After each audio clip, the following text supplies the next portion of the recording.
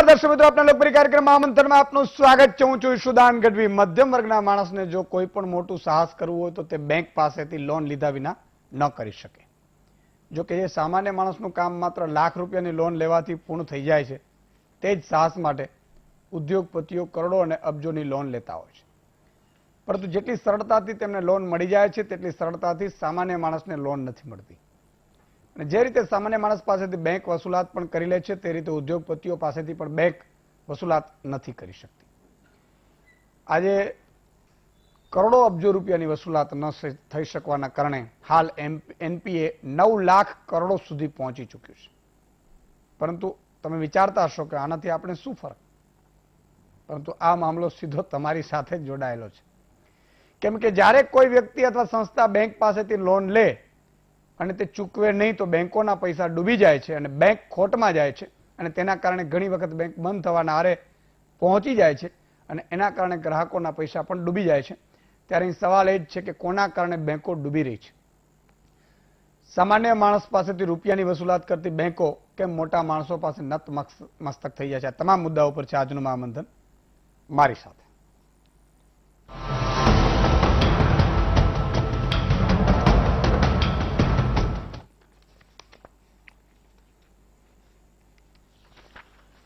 તો મિત્રો, વીટીવી ની સામે તમે ગોઠવાઈ ગયા હશો, મને વિશ્વાસ છે. અને આજે જે ચર્ચા કરવી છે એ અગેન મારે શું એવી વાત તમારામાં આવતી હોય તો એ કાઢી નાખજો, એટલા માટેની ચર્ચા છે. એ પેલા આજે કોરોના વેક્સિનની શરૂઆત થઈ. બધા જે કોરોના વોરિયર્સ છે, ડોક્ટર અને નર્સ સ્ટાફ, ડોક્ટર સ્ટાફ, બધાએ કોરોના વેક્સિન લીધું. અને ઇવન આ વેક્સિન બધાએ લીધી તો છે, સાથે સાથે જેમણે વેક્સિન બનાવી છે એવા પુનારવાલા સહિતના લોકોએ પણ લીધી છે. એનો અર્થ એ થયો કે આ વેક્સિન બરોબર છે. એટલે શંકા કુશંકાઓ આપણે ના કરીએ અને વેક્સિન ઉપર ભરોસો રાખીએ. મિત્રો, આજે જે ચર્ચા કરવી છે એ ચર્ચા એ છે કે ચિંતા ત્યારે થાય છે મને કે કોઈ બાઇકની લોન હોય, કોઈ રિક્ષાની લોન હોય, કોઈ ઓટો રિક્ષાની લોન હોય, કોઈ કારની લોન હોય, કોઈ ટ્રકની લોન હોય, કોઈ ઇકો ગાડી આવે છે એની લોન હોય, હોમ લોન હોય, ધંધા માટેની લોન હોય, નાના ધંધા માટેની, દુકાનો માટેની લોન હોય. આ બધી આપણે લોનો લેવા જઈએ ને એટલે આંખે પાણી આવી જાય. એક કહેવત છે કે એટલા બધા હેરાન થઈએ છેલ્લે છે ને આપણે રડવા જેવા થઈ જઈએ અને આંખમાંથી આંસુ ટપકે ત્યારે આ લોનો પાસ થતી હોય. વાંધો નહીં, એ પણ આપણે એ પડાવમાંથી પાર થઈ જઈએ. પણ એનાથી વધુ કે માની લો કે 1 કે 2 હપ્તા આપણે કદાચ મોડા થઈએ તો બેંકો એ ઉઘરાણીઓ કરતી હોય છે. અને એમાં તો ટ્રક ને બધાની જો લોનો હોય, ડમ્ફરની લોનો હોય કે બીજા વાહનોની લોન, એમાં તો 2 કે 3 હપ્તા ચડી ગયા હોય ને આપણે નીકળીએ ટોલ નાકું વટીએ એટલે અહીંયા બેંકો વાળાએ કંપનીઓ રાખી હોય ગુંડાઓની, માથાભારે તત્વોની. એ લોકો તો ગાડી વારીને એના વાડામાં રાખી લે અને સ્પષ્ટપણે ધમકીઓ આપે કે આ હપ્તા ભરો નહીં તો આ ગાડી તમને નહીં મળે. આમ નાગરિક, સામાન્ય નાગરિક બહુ હેરાન થઈ જાય. એની વચ્ચે સાહેબ તમને આશ્ચર્ય થશે કે મોટા મોટા ઉદ્યોગપતિઓએ, જો બધા ઉદ્યોગપતિઓ ખરાબ હોતા બતું હોય છે, પણ કેટલાક એમાં બુચસિયાઓ પણ ઘૂસી ગયા હોય કે ગામ આખાનું કરી નાખે. હવે એ બેંકો એમને નાણાં આપે, રૂપિયા આપે, લોન આપે અને લોન સાહેબ એ લોકો ભરે નહીં અને ગેમ કરી નાખે. અને એ ભરે નહીં એટલે બેંકો ડૂબે એટલે સરકાર શું કરે? બેંકને સહાય આપે. તમારા મારા ટેક્સના પૈસામાંથી આપતી હોય. જો સરકાર કોઈ કામ કરવા નથી જતી, કોઈ મજૂરી કરવા જાય સરકાર નથી જતી. હું એટલા માટે આપણે સમજાવવાની કોશિશ કરી રહ્યો છું કે સરકારો કોઈ પણ હોય એ વ્યવસ્થા માટે બનેલી છે, કામ કરવા માટે નથી બનેલી. આમ તો મુદ્દો એ છે કે આજે જે ચર્ચા કરવી છે એમાં સાહેબ વાત આવીને ત્યાં ઉપર 85% રકમ સરકારી બેંકોએ ડૂબાડી છે છેલ્લા 6 વર્ષમાં.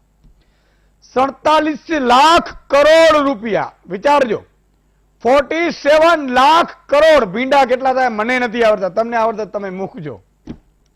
આપણું ગુજરાતનું બજેટ 2,10,000 કે 20,000 કરોડની આસપાસ છે. હવે કદાચ 30,000 કરોડની આસપાસ હશે. 2 લાખ ને એવા કેટલા થાય ત્યારે 47 લાખ કરોડ થાય એટલા આ લોકોએ બેંકોમાં ડૂબાડી દીધા છે.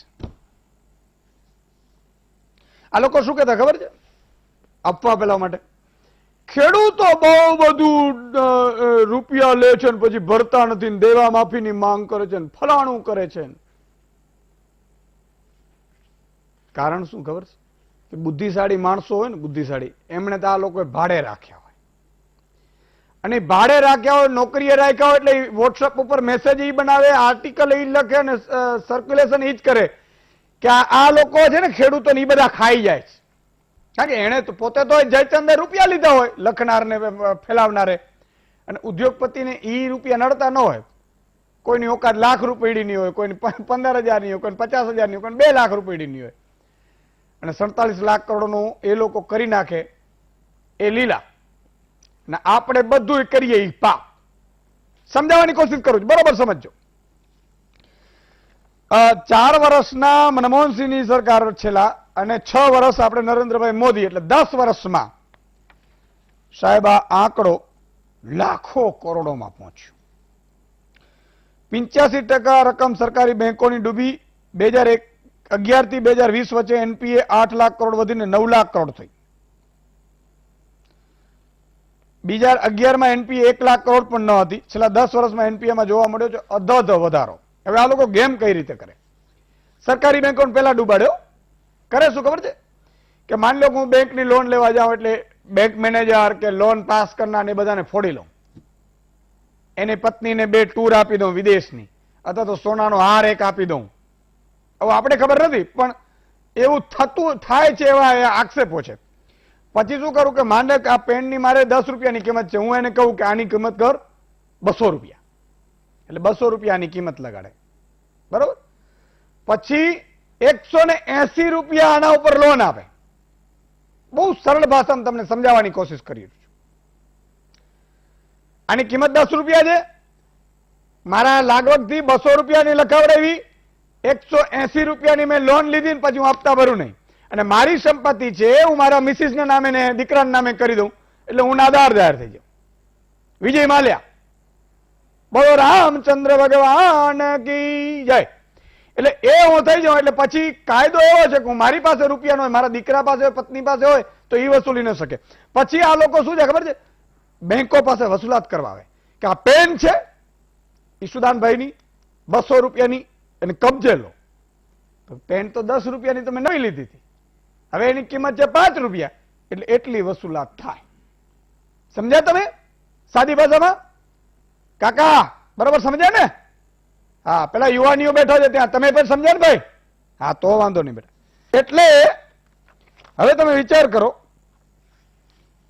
આપણે અહીંયા ગુજરાતીઓને 1-2 નામ લઈ લઉં, તમને પેલી શાંતિ થાય મને, એટલા માટે.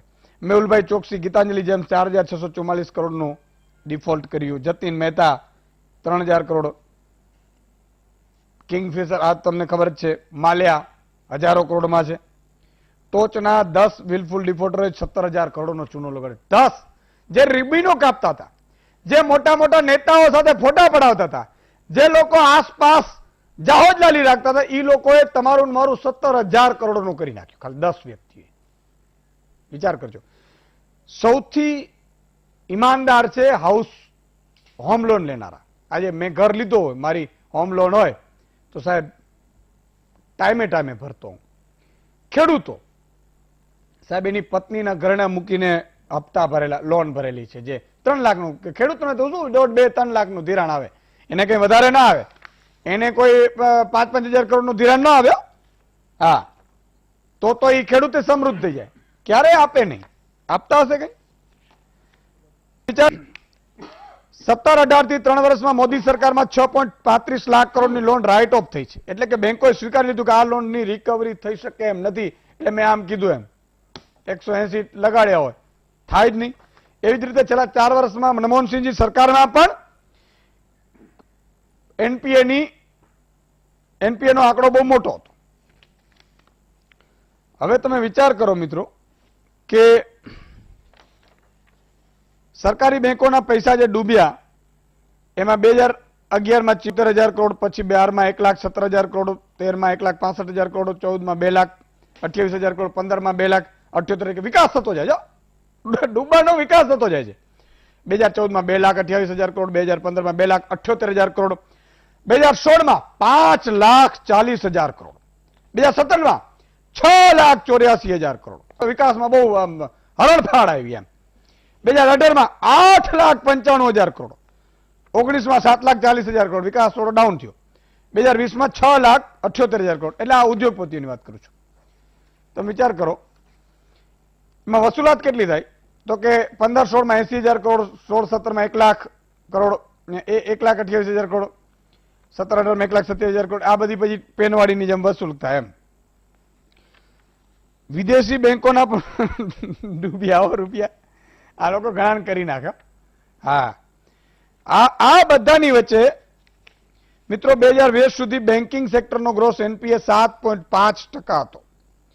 આરબીઆઈની મોટી ચેતવણી બેંકો માટે ખતરાની ઘંટી થઈ અને બેન્કિંગ સેક્ટરનો ગ્રોસ એનપીએ વધીને 13.5%એ પહોંચ્યો છે. હાલત વધુ ખરાબ થાય તો બેંક સેક્ટરનો ગ્રોસ એનપીએ 15% પહોંચે, એટલે કે 15% સુધી ડૂબાડશે એમ. અને સરકારી બેંકોનો એનપીએ 17% સુધી પહોંચી શકે છે. 4 થી વધુ સરકારી બેંકોમાં પૂંજીની અછત સર્જાય, એટલે કે નાણાંની અછત સર્જાય છે. આ બધું એટલા માટે તમને આંકડા આપું છું કે તમને એમ થાય ઘણા લોકોને 2-3 લાખ 4-4 લાખનું દેવું હશે, બિચારા ટેન્શનમાં હશે. ચિંતા કરવાની જરૂર નથી. મજબૂતાઈથી ધંધો કરો, ખેતી કરો, વેપાર કરો અને આ નાણું ધીરે ધીરે ચૂકવતા રહ્યો. બાકી ટેન્શન કરવાની જરૂર નથી કોઈ. આ લોકોએ કેટલું કરી નાખ્યું છે આપણું જો તો કરો. તમારા તો એમને એમ ભરાઈ જાય, એમાંથી 1-2 ભાઈ આપે ને તોય. આ તમામ મુદ્દાની વચ્ચે ચર્ચા કરવા માટે આપણી સાથે અત્યારે 6 મહાનુભાવો જોડાઈ ચુક્યા છે અને 6 મહાનુભાવોની સાથે ફોન લાઈન પણ ખોલીશું. ફોરમ બેન, તમે જરા આમ કેમેરાની સામે જોઈને મને લાગે છે કે હા, એટલે પણ ડોક્ટર અનિલભાઈ પટેલ ભાજપના નેતા છે, ડોક્ટર હિમાંશુભાઈ પટેલ કોંગ્રેસના નેતા છે, સીએ 2 છે, હિમાંશુભાઈ. પણ આપણે તો હવે સીએ ની ઓળખાણ આપવાની જરૂર નથી, ઓળખે છે પાછા બધા. સિદ્ધાર્થભાઈ ભટ્ટ સીએ છે, પ્રકાશભાઈ વરમોરા પ્રમુખ એફઆઈએ, નિર્મલભાઈ નથવાણી અર્થશાસ્ત્રી, પૂનમબેન દવે અર્થશાસ્ત્રી.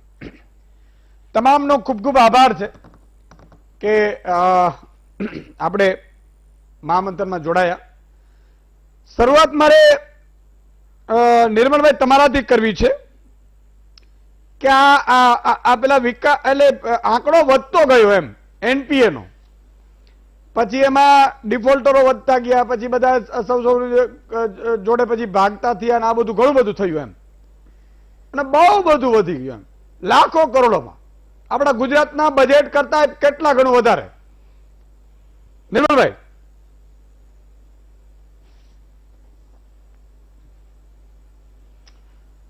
ઈસુદાનજી, તાજેતરમાં જ રિઝર્વ બેંક ઓફ ઇન્ડિયાએ પોતાનો એન્યુઅલ સ્ટેટિસ્ટિકલ રિપોર્ટ જાહેર કર્યો અને એમાં હર હંમેશની જેમ ખતરાની ઘંટડી વગાડી નોન પરફોર્મિંગ એસેટ્સ વિશે.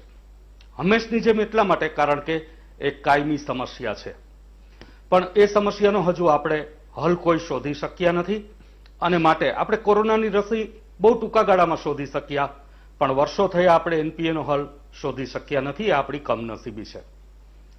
આપણે હમણાં જ તમે જે તાજેતરના આંકડાઓ રજૂ કર્યા, 10 વર્ષના આંકડાઓ રજૂ કર્યા કે 2011માં એનપીએ રૂપિયા 1 લાખ કરોડથી પણ ઓછી હતી અને આજે 2020ની જો વાત કરીએ તો તે આંકડો રૂપિયા 9 લાખ કરોડે પહોંચ્યો છે. આમ એક દશકામાં રૂપિયા 8 લાખ કરોડનો એમાં તોતિંગ વધારો માલુમ પડ્યો છે. જોવાનું એ રહે કે આગામી 10 વર્ષમાં એ આંકડો ક્યાં જઈને ઊભો રહે જો એને રોકવામાં ન આવે તો. મનમોહનસિંહ વિશ્વવિખ્યાત અર્થશાસ્ત્રી છે, એમ છતાંય એમના 2011 થી 2014 સુધીના ગાળામાં એનપીએમાં 174% વધારો માલુમ પડેલો હતો અને 2014 થી આગળ વધીએ અને 2020 સુધી જોઈએ તો એનપીએમાં 178% વધારો માલુમ પડ્યો છે. ટકાવારી આપણને ઘણી વખત ગેરમાર્ગે દોરે છે. ટકાવારીની રીતે જોઈએ તો માત્ર 4% વધારો દેખાય, પણ 2011 થી 2014ના ગાળામાં જે એનપીએમાં વધારો થયો એ રૂપિયા 2,64,000 કરોડનો હતો, પણ ત્યારબાદનો વધારો 9 લાખ સુધીનો વધારો એ 2014 થી 2020 સુધીના સમયગાળાનો છે. આપે બહુ સરસ વાત કરી કે એનપીએ વિશેની કોઈ ચર્ચા હોય એ આપણે વાંચીએ કે સાંભળીએ અને પછી એને છોડી દઈએ કે સમય જતા એને ભૂલી જઈએ. પણ આપણે એ ભૂલવું ન જોઈએ કે એનપીએના બેંક જે નાણાં ગુમાવે છે એ અંતે પ્રજાના ખિસ્સામાંથી ગયેલા જ નાણાં હોય છે. કેમ કે ધીમે ધીમે કોઈ બેંક એને જો નાણાં જ ન મળે તો એ પોતાના ડિપોઝિટરને નાણાં પરત નથી કરી શકતી હોતી અને બેંકે પણ ક્યારેક પોતાની નારાજગી વ્યક્ત કરવી પડતી હોય છે કે પોતાની લાચારી વ્યક્ત કરવી પડતી હોય છે પોતાના થાપણદારોને નાણાં આપતી વખતે. બેંક પણ મુશ્કેલીમાં મુકાઈ જતી હોય છે જો આપેલ લોન કે ધિરાણના નાણાં એને સમયસર વસૂલ ન આવે તો. આ એનપીએ છે શું? બેંક જે લોન અને ધિરાણ આપે છે એ બેંક માટે તો મિલકત છે, કારણ કે બેંકે એના નાણાં પરત મેળવવાના હોય છે. પણ આ લોન કે ધિરાણના નાણાં આપી દીધા પછી જ્યારે લોન મેળવનાર પોતાના ખાતામાં એ રકમ પરત ન ભરે ત્યારે લોન કે ધિરાણ નામની બેંકની જે મિલકત છે એ બિનકાર્યરત બનતી હોય છે. જ્યારે લોન લેનાર પોતાના ખાતામાં નાણાં ન ભરે ત્યારે શરૂઆતમાં તો 1-2 મહિના બેંક એ ખાતા પર વોચ રાખે છે, પણ જ્યારે બેંકને એમ લાગે કે આ ધિરાણ મેળવનાર હપ્તા નથી ભરતો એટલે એને હપ્તા ભરવાની કે બાકી રહેલા નાણાં ચૂકવી દેવા અંગેની નોટિસ પાઠવે છે અને જ્યારથી નોટિસ પાઠવવામાં આવે ત્યારથી 90 દિવસનો સમયગાળો શરૂ થાય છે. આ નોટિસ પાઠવ્યા છતાંય જો 90 દિવસ સુધીમાં એ કોઈ રિસ્પોન્સ ન આપે અને પોતાના ખાતામાં નાણાં જમા ન કરાવે તો 90 દિવસ બાદ એ ખાતું બેંક નોન પરફોર્મિંગ એસેટ તરીકે સ્વીકારે છે. પેન્ડેમિકની સ્થિતિમાં, કોરોનાની સ્થિતિમાં 90 દિવસોમાંથી 180 દિવસો કરી હોવાના પણ સમાચાર સાંપડી રહ્યા છે કે 180 દિવસ જો નોટિસ આપ્યા પછી કોઈ ખાતેદાર પોતાના ખાતામાં નાણાં ન ભરે તો ચાલી શકે છે, પણ બાકી નિયમ 90 દિવસનો છે. હવે જ્યારે નોન પરફોર્મિંગ એસેટમાં ખાતું જાય એટલે બેન્કર તરત જ એ લોન લેનારને ઇન્સોલ્વન્ટ જાહેર કરે અને કોઈ વખત તો લોન લેનાર સામેથી બેંકને એમ કહે પોતાની ક્ષમતા હોવા છતાંય કે હું આ નાણાં ચૂકવી શકું એમ નથી. પોતાની ક્ષમતા હોય પણ ઈરાદો ન હોય. પહેલામાં શું હતું? ઈરાદો હતો, ક્ષમતા જ નહોતી, એ લાચાર હતો, એને નાદાર જાહેર કરવામાં આવે. પણ ક્ષમતા હોય અને ઈરાદો ન હોય અને છતાંય એમ કહે કે હું આ નાણાં ચૂકવી શકું એમ નથી તો તેને વિલફુલ ડિફોલ્ટર તરીકે ઓળખવામાં આવે છે અને એકંદરે બેંકની લોન કે ધિરાણ સ્વરૂપે આપેલી રકમ છે એ ડિસ્ટર્બ થઈ જતી હોય છે અને એ મળી શકતી હોતી નથી અને માટે બેંક એને નોન પરફોર્મિંગ એસેટ તરીકે ઓળખે છે. બિલકુલ ઈસુદાનજી, આ નોન પરફોર્મિંગ એસેટની પ્રક્રિયા મારા મતે જ્યારે લોન મંજૂર કરવાની પ્રક્રિયા શરૂ થતી હોય ત્યારથી જ એનપીએની પ્રક્રિયા પણ શરૂ થતી હોય છે. કારણ કે એના માટેના કેટલાક જવાબદાર પરિબળો છે, જેમ કે અત્યંત સમૃદ્ધ રીતે કરવામાં આવતું પેપર વર્ક કે પ્રોજેક્ટ વર્ક. પેપર વર્ક જ એટલું સોલિડ હોય, પ્રોજેક્ટ વર્ક જ એટલું સોલિડ હોય, પ્રોજેક્ટમાં કંઈ ન હોય પણ પ્રોજેક્ટ વર્ક સોલિડ હોય અને માટે બેંક ધિરાણ આપવાનું મન મનાવે છે. આવી જ રીતે બેંક મેનેજમેન્ટની કેટલીક વખત નીતિ પણ જવાબદાર હોય છે. કેમ કે બેન્કિંગ જગતની જો કોઈ મુશ્કેલી કે મર્યાદા હોય તો તે એ છે તેમાં ટાર્ગેટ ઓરિએન્ટેડ ધિરાણ કરવામાં આવે છે કે કૃષિ ક્ષેત્રને આટલા ટકા, એમએસએમઈને આટલા ટકા, ભારે ઉદ્યોગોને આટલા ટકા ધિરાણ આપવું જ, આવી જ રીતે હાઉસિંગ સેક્ટરને, ઓટો સેક્ટરને આટલા ટકા સિમેન્ટ આપવું જ, ઇન્ફ્રાસ્ટ્રક્ચરને આટલા ટકા સિમેન્ટ આપવું. હું હજી એ સમજી નથી શક્યો કે શા માટે એવી ટકાવારી રાખવામાં આવી છે. કેમ કે એવી ટકાવારી રાખવામાં આવી હોવાને કારણે કોઈ વખત લોન મંજૂર કરનાર ઉપર પણ બિલકુલ. દબાણ રહેતું હોય છે અને માટે લોન મંજૂર કરવામાં કેટલીક વખત ભૂલ ભરેલા નિર્ણયો લેવાઈ જતા હોય છે. તો આ ટકાવારી એક તો દૂર કરવાની જરૂર છે અને સાઉન્ડ હોય એવા કેસમાં ધિરાણ આપવાની જરૂર છે. હવે ટકાવારી રાખવાની જરૂર નથી જ્યારે એનપીએ ની સમસ્યા વધી રહી છે ત્યારે. આવી જ રીતે ધિરાણ મંજૂર કરનારની નિયત કેવી છે એ પણ એનપીએ માં એટલે મહત્વનો ટૂંકમાં ભાગ તમારી ભજવે વાત છે. સાચી છે કે ભાઈ મેનેજમેન્ટ પણ હોઈ નિયત શકે છે, અને આવી બેંક જાય, મેનેજર ગડબડ પણ આવી હોઈ જાય, લાગવગસાઈ આવી જાય, આ એનાથી બધું આગળ mix થઈ વધીને જાય કહીએ. અને પછી ગામનું કરી નાખે. એ તમારી જે એક વાત છે. ફોરમેન, તમારી પાસે આવવા માંગુ છું કે એનપીએ ક્યાં સુધી પહોંચ્યું છે, કઈ રીતે છે અને કઈ રીતે વધારો થયો, એમાં વિકાસ કેમ થયો? હા, થેન્ક યુ. એનપીએ ની વાત કરીએ, બહુ સરસ રીતે સમજાવ્યું કે એનપીએ શું છે.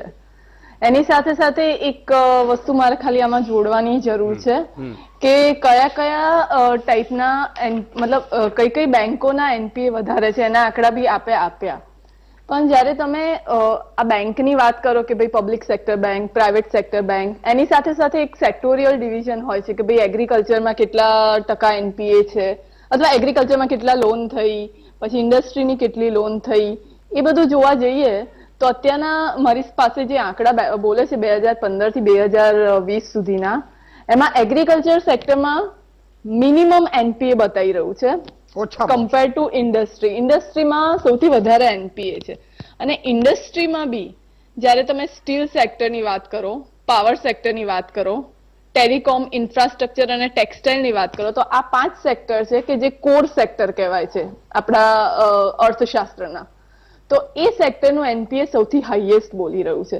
હવે જેમ આગળ વાત થઈ કે ભાઈ એનપીએ કેમ થઈ રહ્યું છે, એક આરબીઆઈ એ કરીને ઇન્ટરનલ ઓડિટ થતી હોય છે આરબીઆઈની. હવે એ જે ઓડિટ થાય એમાં તમે સૌથી પહેલા વેરીફાઈ કરવામાં આવે છે કે ભાઈ આ અકાઉન્ટ હોલ્ડર છે કે જે એનપીએ થવાના ચાન્સીસ છે. તો એનો રિપોર્ટ પબ્લિકમાં પબ્લિશ નથી થતો હતો. તો આપણે એવું કરી શકીએ કે થોડી ટ્રાન્સપરન્સી વધે, લોકોને બધા રિપોર્ટ ડિટેલિંગમાં મળે. એટલીસ્ટ જે પોલિસી બનાવી રહ્યું છે કે જે અર્થશાસ્ત્રીઓ છે કે એ બધાને જો મળે તો એ થોડું તમને ટ્રેન્ડ પાડીને કહી શકે કે ભાઈ હા આ સેક્ટરમાં કે આ લોકોના ડિફોલ્ટ થવાના ચાન્સીસ છે. બીજું આપણે વાત કરી કે વિલફુલ ડિફોલ્ટર અને બાય ચાન્સ ડિફોલ્ટર. હવે વિલફુલ ડિફોલ્ટર જ્યારે વધી જાય ત્યારે એ વસ્તુ આપણા અર્થશાસ્ત્ર માટે ખરેખર એક ચેતવણી બની જતી હોય છે. જેમ કે નીરવ માલ્યાની એ બધી વાત કરી તો એ વિલફુલ ડિફોલ્ટર છે. પણ જ્યારે તમે સેક્ટોરિયલ વાત કરો છો ત્યારે વિલફુલ ડિફોલ્ટર નથી, એ શું કહેવાય ઇકોનોમીની જરૂરિયાતના બેઝ પર ડિફોલ્ટર છે. હવે 2020માં જે રીતે કોરોનાના કારણે બધું પ્રોડક્શન બંધ રહ્યું, બધું જ બંધ રહ્યું, તો એનપીએ હજુ વધવાનું છે. આ જયારે માર્ચનું ત્યારે લેખાજોખા થઈને આવશે ને આપણી પાસે, ત્યારે લાસ્ટ યરનું જે આખું લેખાજોખા આવશે ને એમાં એનપીએ નું પ્રપોર્શન હજુ વધવાનું છે. તો કે એમાં શું થઈ શકે એ વિચારવાનું છે. તો શું થઈ શકે કે ડોક્યુમેન્ટેશનનું પ્રોપર થઈ શકે. બીજું એ થઈ શકે કે જ્યારે તમે કહી રહ્યા છો કે ભાઈ ઇન્ફ્રાસ્ટ્રક્ચર સેક્ટરની વાત કરે તો તમે એને એનપીએ માં ગણી જ ના શકો, કારણ કે તમે ઇન્ફ્રાસ્ટ્રક્ચરમાં 10 રૂપિયા આજે ઇન્વેસ્ટ કર્યા તો એનું રિટર્ન તમને 10 વર્ષે જ મળવાનું છે, નક્કી જ છે.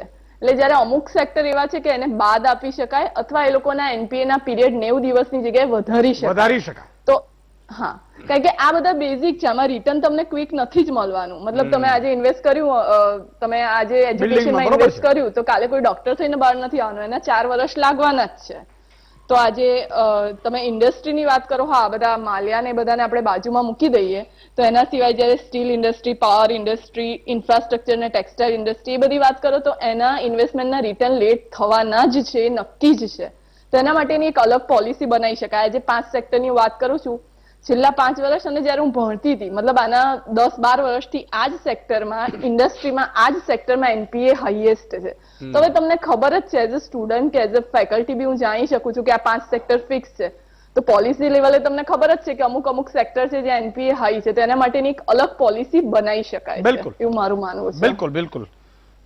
પ્રકાશભાઈ, કેમ એટલે જેમ હમણાં ફોરમ બેને વાત કરી કે ભાઈ કેટલીક સેક્ટર એવા હોય કે જે 4-4 વર્ષે રિટર્ન મળતા હોય, એવું પણ બની શકે અને એટલા માટે હપ્તાના અંતર કદાચ 3 હપ્તા પૂરા થઈ જાય, તમે ન ભરો એટલે 90 દિવસમાં આવી જાય ટપકું લઈને કે તમારું બધું આ ખાતું બરોબર નથી. પણ ઉદ્યોગપતિઓ, જે મોટા ઉદ્યોગપતિઓ છે, જેને આપણે રૂપાડા કહીએ છીએ, જેને રોલ મોડલ કહીએ છીએ, રૂપાડા એટલે આમ દેખાવાળાની વાત નથી કરતો, પણ રૂપાડા એટલા માટે કે એટલા બધા એમ્પ્લોય લઈને બિચારા નોકરીઓ આપતા હોય ને પછી થોડા રીબીનો આપતા હોય, મંત્રીઓ ના સાથે બધા ભેગા ફરતા હોય, તો એવા લોકો કેમ ગામનું કરી નાખતા હશે? ક્યારેક ક્યારેક એ વિચાર આવે. બહુ સાચી વાત છે. વિલફુલ ડિફોલ્ટર જે થાય છે ને એનાથી દેશનું એક સેન્ટિમેન્ટ બગડતું હોય છે. ઉદ્યોગ સાહસિકો એ દેશના વિકાસની કરોડરજ્જુ હોય. કોઈ પણ રાજ્ય કે દેશનો વિકાસ કરવો હોય તો ઉદ્યોગ સાહસિકોની એક બહુ મહત્વતાની રોલ હોય. તો જે વિલફુલ ડિફોલ્ટર, આપણે કેમ કોઈ અધિકારી ભ્રષ્ટાચારી હોય એનાથી દેશની પ્રગતિ અટકતી હોય છે, નેતા ભ્રષ્ટાચારી હોય એનાથી અટકતી હોય, એવી રીતે ઉદ્યોગ સાહસિકોમાં જે વિલફુલ ડિફોલ્ટર હોય છે ને એ વાતાવરણ બગાડતા હોય છે.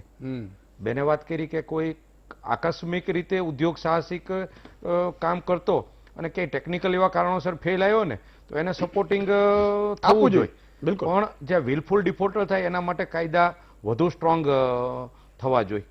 બીજું, રિસર્ચ એન્ડ ડેવલપમેન્ટ કરીને કામ કરવું જોઈએ. હજી પણ બેંકોનું જે ટ્રેકિંગ હોવું જોઈએ ને, મોટા ધિરાણોમાં એટલું ટ્રેકિંગ નથી હોતું.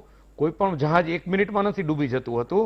એનું ટ્રેકિંગ હોય તો એનું સાચું ગાઈડન્સ થઈ શકતું હોય. બીજું કે મોટી લોનો આપીને એ આપણા દેશની એમએસએમઈ એ વિકાસની મેઇન બેકબોન છે. ભારતનો વિકાસ જોવી તો એમએસએમઈ બહુ મોટી બેકબોન છે. ખાલી જીડીપી નું કોન્ટ્રીબ્યુશન નથી કરતી, એમ્પ્લોયમેન્ટ આપે છે, રાષ્ટ્ર માટે વેલ્થ ક્રિએટ કરે છે. ક્યાંક ના ક્યાંક હજી પણ બેંકો મોટા કોર્પોરેટને જેટલી ઇઝી લોન આપે છે એટલી એમએસએમઈ ને એટલી લોન નથી આપતી.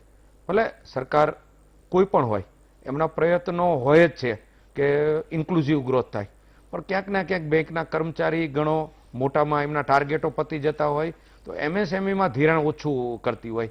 અને મારો પણ અનુભવ એવો છે કે નાના માણસોને ક્રેડિટબિલિટીની બહુ પડી હોય છે. મોટા રહ્યા ને એ રીઢા ગુનેગાર હોય છે. એમ નાનો માણસ સંવેદનશીલ હોય. હા. બીજું, બેંકોએ થોડુંક રિસર્ચ કરીને ક્લસ્ટર બેઝ ઉપર ક્લસ્ટર ડેવલપમેન્ટ હોય ત્યાં ધિરાણ કરવું પડે. આજે હું મોરબીની વાત કરું તો મોરબી સિરામિક 50,000 કરોડનું ટર્નઓવર કરતું ક્લસ્ટર છે અને ત્યાં એનપીએ 0 એનપીએ છે.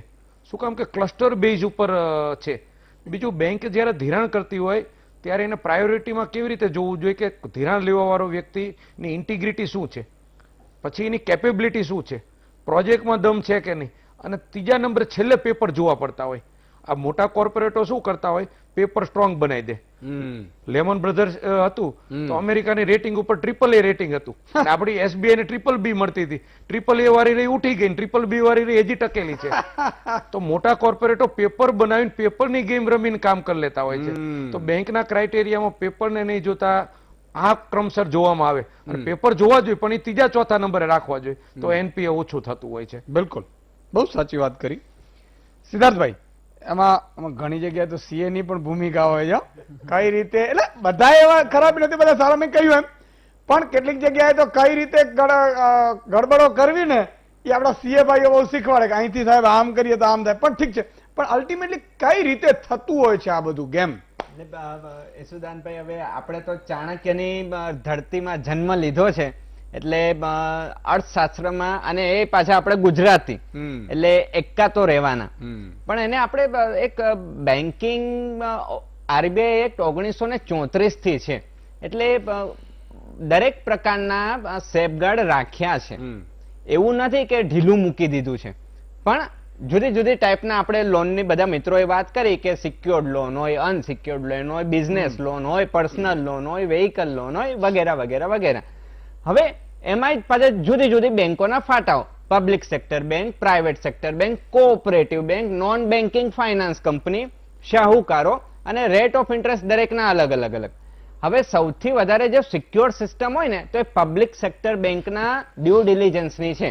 એક સમયે આપણે કુશંકા કરી શકીએ કે ભાઈ કોઓપરેટિવ સોસાયટી બેંક હોય તો થોડું ઢીલું મૂક્યું હોય, કે પ્રાઇવેટ બેંકને એમનો ટાર્ગેટ અચીવ કરવાનો એટલે થોડું ઢીલું મૂક્યું હોય. પણ દરેકના નોર્મ્સ તો આરબીઆઈએ ડિફાઇન કરેલા જ છે અને સૌથી કડક નોર્મ્સ પબ્લિક સેક્ટર બેંકમાં હોય છે. પણ એ જે તે બ્રાન્ચ મેનેજર ઉપર પણ આધારિત રાખતો હોય છે કે ભાઈ ડિપોઝિટ કેટલી છે ને સામે લોન કેટલી ડિસ્બર્સ કરવાની છે, કોણ એપ્લિકેશન કરી રહ્યું છે એ જોવું પડે. હવે એની માટે આ ભૂતકાળમાં છેલ્લા 50 વર્ષોમાં ઘણા બધા ઉઠામણા થયા છે. તો એની માટે આરબીઆઈએ અને સરકારે વિવિધ કમિટીઓ પણ નિમી હોય. બેઝલ કમિટી છે, ટંડન કમિટી છે, રંગરાજન કમિટી છે, દીપક પારેખ સાહેબ એચડીએફસી બેંકના ચેરમેન હતા એમની કમિટી છે, ઉર્જિત રાવત સાહેબ હતા, રઘુરામ રાજન સાહેબ હતા અને હવે દાસ સાહેબ છે. તો સમયાંતરે એની કમિટીઓ નિમાતી હોય છે. પરંતુ આપણો જે એમએસએમઈ વર્ગ છે એ તો મહેનત કરીને ચૂકવે જ છે. પણ જેમ મિત્રોએ કીધું કે મોટા વિલફુલ ડિફોલ્ટરો, તો આપણી બેન્કિંગ સિસ્ટમમાં વિલફુલ ડિફોલ્ટરોનું પ્રમાણ વધારે છે. અને જે મુદ્રા યોજના છે, તો મુદ્રા યોજનામાં પણ એક શક્યતા એવી છે કે ડિફોલ્ટ થવાના ચાન્સીસ દેખાઈ રહ્યા છે. પણ એમાંથી ઈસુદાનભાઈ મહત્વની વાત એ છે કે આપણે જે બહેનોને લોન આપી છે ને, તો એ 100% સિક્યોર હોય છે, કારણ કે એ લોકો ડિફોલ્ટ નથી કરતા. પણ ભાઈઓમાં થોડી ગડબડ તો રહેવાની. પણ આપણી રહેણી કહેણી પણ સમયની સાથે એટલી જ જવાબદાર છે કે મારી કેપેસિટી જ નથી અને હું લોન લઈને બેસી જાઉં છું. પછી એ નાની લોન હોય કે મોટી લોન હોય, આપણે તો દરેક પ્રકારની લોનની વાત કરીએ. પણ તમે એમ વાત કરી કે આવું ઢીલું કેમ મુકાય છે, તો ઢીલું એવું પણ નથી હોતું. વ્યવસાયિકો એનું ઓડિટ થાય છે. ઓડિટરો LFAR long audit form report કરીને દર વર્ષે કાઇન્ડ ઓફ મેનેજમેન્ટને રિપોર્ટ આપતા હોય છે કે તમારું ડિપોઝિટનું પ્રમાણ શું છે, એડવાન્સનું પ્રમાણ શું છે, ઇન્ટરનલ કંટ્રોલ સિસ્ટમ બરાબર ચાલે છે કે નહીં. એટલે એવું આપણે જો કહેતા હોય કે બેંકો એમના મન ફાવે એમ ધિરાણ કરે, તો એવી રીતે નથી કરતી. એનું ઓડિટ થાય છે. પ્લસ જેને લોન આપે છે તો એના સિબિલના પણ ક્રાઇટેરિયા આવે છે. ઇન્ફ્લેટેડ પણ વેલ્યુએશન થતું હશે. વેલ્યુએશનના 100% વાત છે કે ભાઈ મારે પ્રોજેક્ટ નાખવો છે તો મારે અસેટની વેલ્યુ 50 કરોડ જ છે. પણ પ્રોજેક્ટ રિપોર્ટમાં રજિસ્ટર્ડ વેલ્યુઅરમાં એવું એક રમત રમાઈ જાય કે ભાઈ એનું ડબલ ફિગર થઈ જતી હોય છે, ડબલ ફિગર. પણ એ પણ સમયની સાથે કરેક્શન લાવવું જ પડે. અને સિબિલ છે એટલે કોઈ એમ ના કહી શકે કે એકબીજાની બેંક એક સાથે સંકળાયેલી છે કે સિબિલના સ્કોરમાં જો લાલ લીટી વાગી ગઈ એટલે બીજી બેંકોએ તમને લોન ના આપે. અને સોફ્ટવેર એટલા હાઈટેક થઈ ગયા છે કે ડિફોલ્ટ જો થવાના ચાન્સીસ દેખાય એટલે રેડ ફ્લેગ બેંક વાળાને દેખાય. બેંક વાળાને ખબર જ હોય છે, પણ કદાચ જો જાણી જોઈને ઢીલાસ નીતિ અપનાવતા હોય એટલે આ બધું થાય. આપણો જેન્યુઇન વેપારી તો જેન્યુઇન જ છે. બિલકુલ.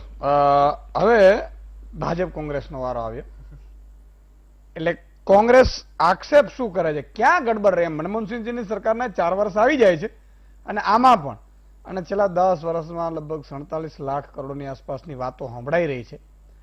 તો ખરેખર આ તો શું કહેવાય, મારા એમ્સ હોસ્પિટલ મિત્રો 1200 કરોડમાં રાજકોટમાં બની રહી છે. માની લો કે થોડું ઘણું પણ આવી જાય તો માની લો કે 20,000 કરોડ કે 22,000 કરોડ આવી જાય, 24,000 કરોડ, તો 20 એમ્સ હોસ્પિટલ ગુજરાતમાં બની શકે.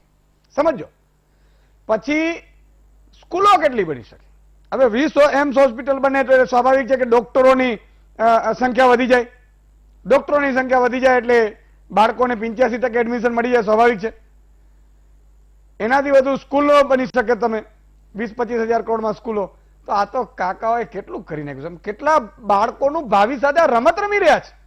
હિમાંશુભાઈ, ચોક્કસ જે પ્રમાણે આરબીઆઈના જે આંકડા આવ્યા, એન્યુઅલ સ્ટેટિસ્ટિક ના જે ડેટા આવ્યા છે છેલ્લા 10 વર્ષના, એ ખરેખર ચોંકાવનારા છે. અને આ વસ્તુ 2014-15 થી જયારે મોદી સરકાર અસ્તિત્વમાં આવી ત્યારે જ એને એક પહેલા જ વર્ષે 60,000 કરોડનું જે ટોટલ જે છે એ રાઇટ ઓફ કરેલું હતું.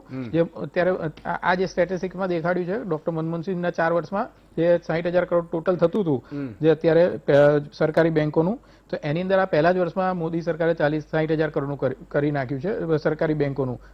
એનપીએ કરી એટલે નોન પરફોર્મિંગ એસેટ્સ જે છે એવી રીતના આ સરકાર પણ નોન પરફોર્મિંગ રહેલી છે.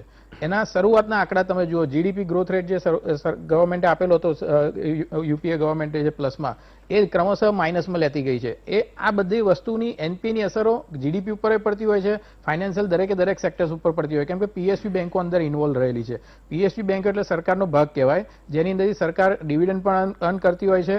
અને સરકારી મશીનરીઝના જે અત્યારે જેમ આપણે વાત કરી 20 લાખ કરોડનું પેકેજનું છે, તો એ બધી બેંકો જે છે એ બેંકો થકી ધિરાણ થયેલા હોય છે અને સરકારના આદેશ પ્રમાણે જ એમને જે સેક્ટોરિયલ ધિરાણો કરેલા હોય છે. પરંતુ આ જે ધિરાણો કરવામાં આવે છે એ એમના લાગતા વળગતા લોકોને કરવામાં આવી રહ્યા છે એ દેખાઈ રહ્યું છે. આજનું જે સુબ્રમણ્યમ સ્વામીનું જે ટ્વીટ છે ખરેખર ચોંકાવનારું છે. એમણે ચોખ્ખા શબ્દોમાં કીધું ટ્રેપ આર્ટિસ્ટ, અને જે ગૌતમ અદાણીનું જે નામ દીધેલું છે એમાં ચોખ્ખું એમણે લખ્યું છે કે જે 4.5 લાખ કરોડનું ધિરાણ અત્યારે બેંકોમાંથી લીધેલું છે એમણે શા માટે નથી ચૂકવતા, અને એમની સંપત્તિ 2016 થી દરેક 2 વર્ષે વધી રહી છે. અને એમને તો ત્યાં સુધી એમણે કહી દીધું જો આ રીતના વધતી રહેશે સંપત્તિ તો આ જ ગૌતમ અદાણી એ જે બેંકો જે છે જેમનું ધિરાણ લીધું છે એ આ જ પૈસાથી જે એમના નફો અર્નિંગ કરેલો છે એનાથી આ બેંકો ખરીદી લઈ લેશે. એટલે આ કંઈક ખરેખર ચોંકાવનારું છે. જેમ હર્ષદ મહેતાના સ્કેમમાં આપણે વિચાર ભાજપના સાંસદ છે. હા, ભાજપના સાંસદ છે. અને બીજું કે હર્ષદ મહેતામાં આપણે કીધું કે બેંકના પૈસામાંથી હર્ષદ મહેતાએ જે સ્કેમ કરેલું હતું તો આ જ પૈસા બેંકના પૈસામાંથી બેંકનું દેવું નહીં ચૂકવતા જે પ્રમાણે અત્યારે સંપત્તિનો વધારો કરી રહ્યા છે જે પ્રાઇવેટ પ્લેયર્સો, તો એના કારણે આ એક મોટું સ્કેમ છે એ પણ દેખાઈ આવે. એટલે એક લાલિયાવાડી ઊભી કરી દીધેલી છે.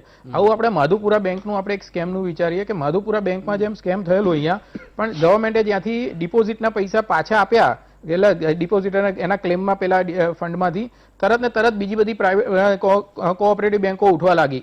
કેમ કે દરેક બેંકોને લાગ્યું કે એમાં ડિરેક્ટરો ઘણા બધા ઇન્વોલ્વ હોય જેમને એમના લાગવગથી એમના સગાવાલોને એમની સહી કરીને ફોર્મમાં ભલે એસેટ્સ ના હોય તો આપ્યું હોય, પરંતુ જ્યારે એમને લાગ્યું કે હવે ગવર્મેન્ટ જ ફંડ આપે છે તો શા માટે હવે આપણા પૈસા તો સિક્યોર થઈ ગયા. મેં આજે 50 કરોડનું મારા સગાવાળાને ફંડિંગ કરાવડાયેલું હોય તો મારા 5 કરોડ જ ખાલી વકીલોને બધા પાછળ ખર્ચવાના છે, બાકી તો 45 કરોડ તો ઘર ભેગા થઈ ગયા. એવી રીતના બિલાડાની ટોપને માફક આ બધી કોઓપરેટિવ બેન્કિંગ ઉઠવા માંડેલી હતી.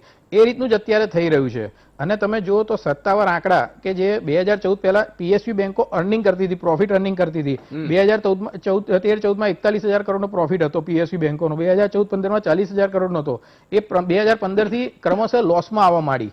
એટલે તમે એક સિસ્ટમેટિક એરેન્જમેન્ટ કરવામાં આવેલી છે કે આજે પ્રાઇવેટ પ્લેયર્સને પૈસા જોઈતા હોય તો બેંકો ધિરાણ કરે, પીએસયુ બેંકો ધિરાણ કરે અને એના માટે એ સગવડ એક કરી આપે. અને 2016-17માં તો એના માટે એક વિશેષ કાયદો અસ્તિત્વમાં લાવેલી છે સરકાર, પણ ડિપોઝિટરોનો વિરોધ થયો ત્યારે એ કાયદો પાછો ખેંચવામાં આવ્યો. FRDA બિલ કે એને financial resolution and dispute deposit act કહેવામાં આવે છે. તો એ બિલમાં સેક્શન 52માં સબક્લોઝ 7માં એક સેક્શન હતી કે જેમાં આજે બેંકો ડિફોલ્ટર થાય, બેંકોમાં આજે બેંકોમાંથી કોઈ એનપીએ વસ્તુ થાય તો એ બેંકો ડિપોઝિટરોના જે પૈસા પડ્યા છે એમાંથી એનપીએ વસૂલ કરશે. આવો એક ડ્રેકોનિયન ક્લોઝ અંદર મૂકેલો હતો જેનો વિરોધ કરવામાં આવ્યો. એટલે એ આખી સરકારની મનસા દેખાડે છે. જો હું આજે પ્રાઇવેટ પ્લેયર્સોને પૈસા આપેલા હોય એનપીએ થાય તો એ પૈસા ડિપોઝિટરના પૈસામાંથી યુઝ કરવાના. એ વિરોધ થયો બધાનો, એસોકેમ ને આ બધી સંસ્થાઓએ પણ એનો વિરોધ નોંધાવ્યો એટલે બિલ પાછું ધકેલવામાં આવ્યું. પણ ગમે ત્યારે એ અસ્તિત્વમાં આવશે. જે પ્રમાણે એનપીએના આંકડા મુદ્રા લોનમાં જેમ બેને કીધું એ પ્રમાણે છે કે વધતા આંકડા આવે છે, કેમ કે એ પણ એક જાતનું સિસ્ટમેટિક એરેન્જમેન્ટ જ કરવામાં આવેલી છે.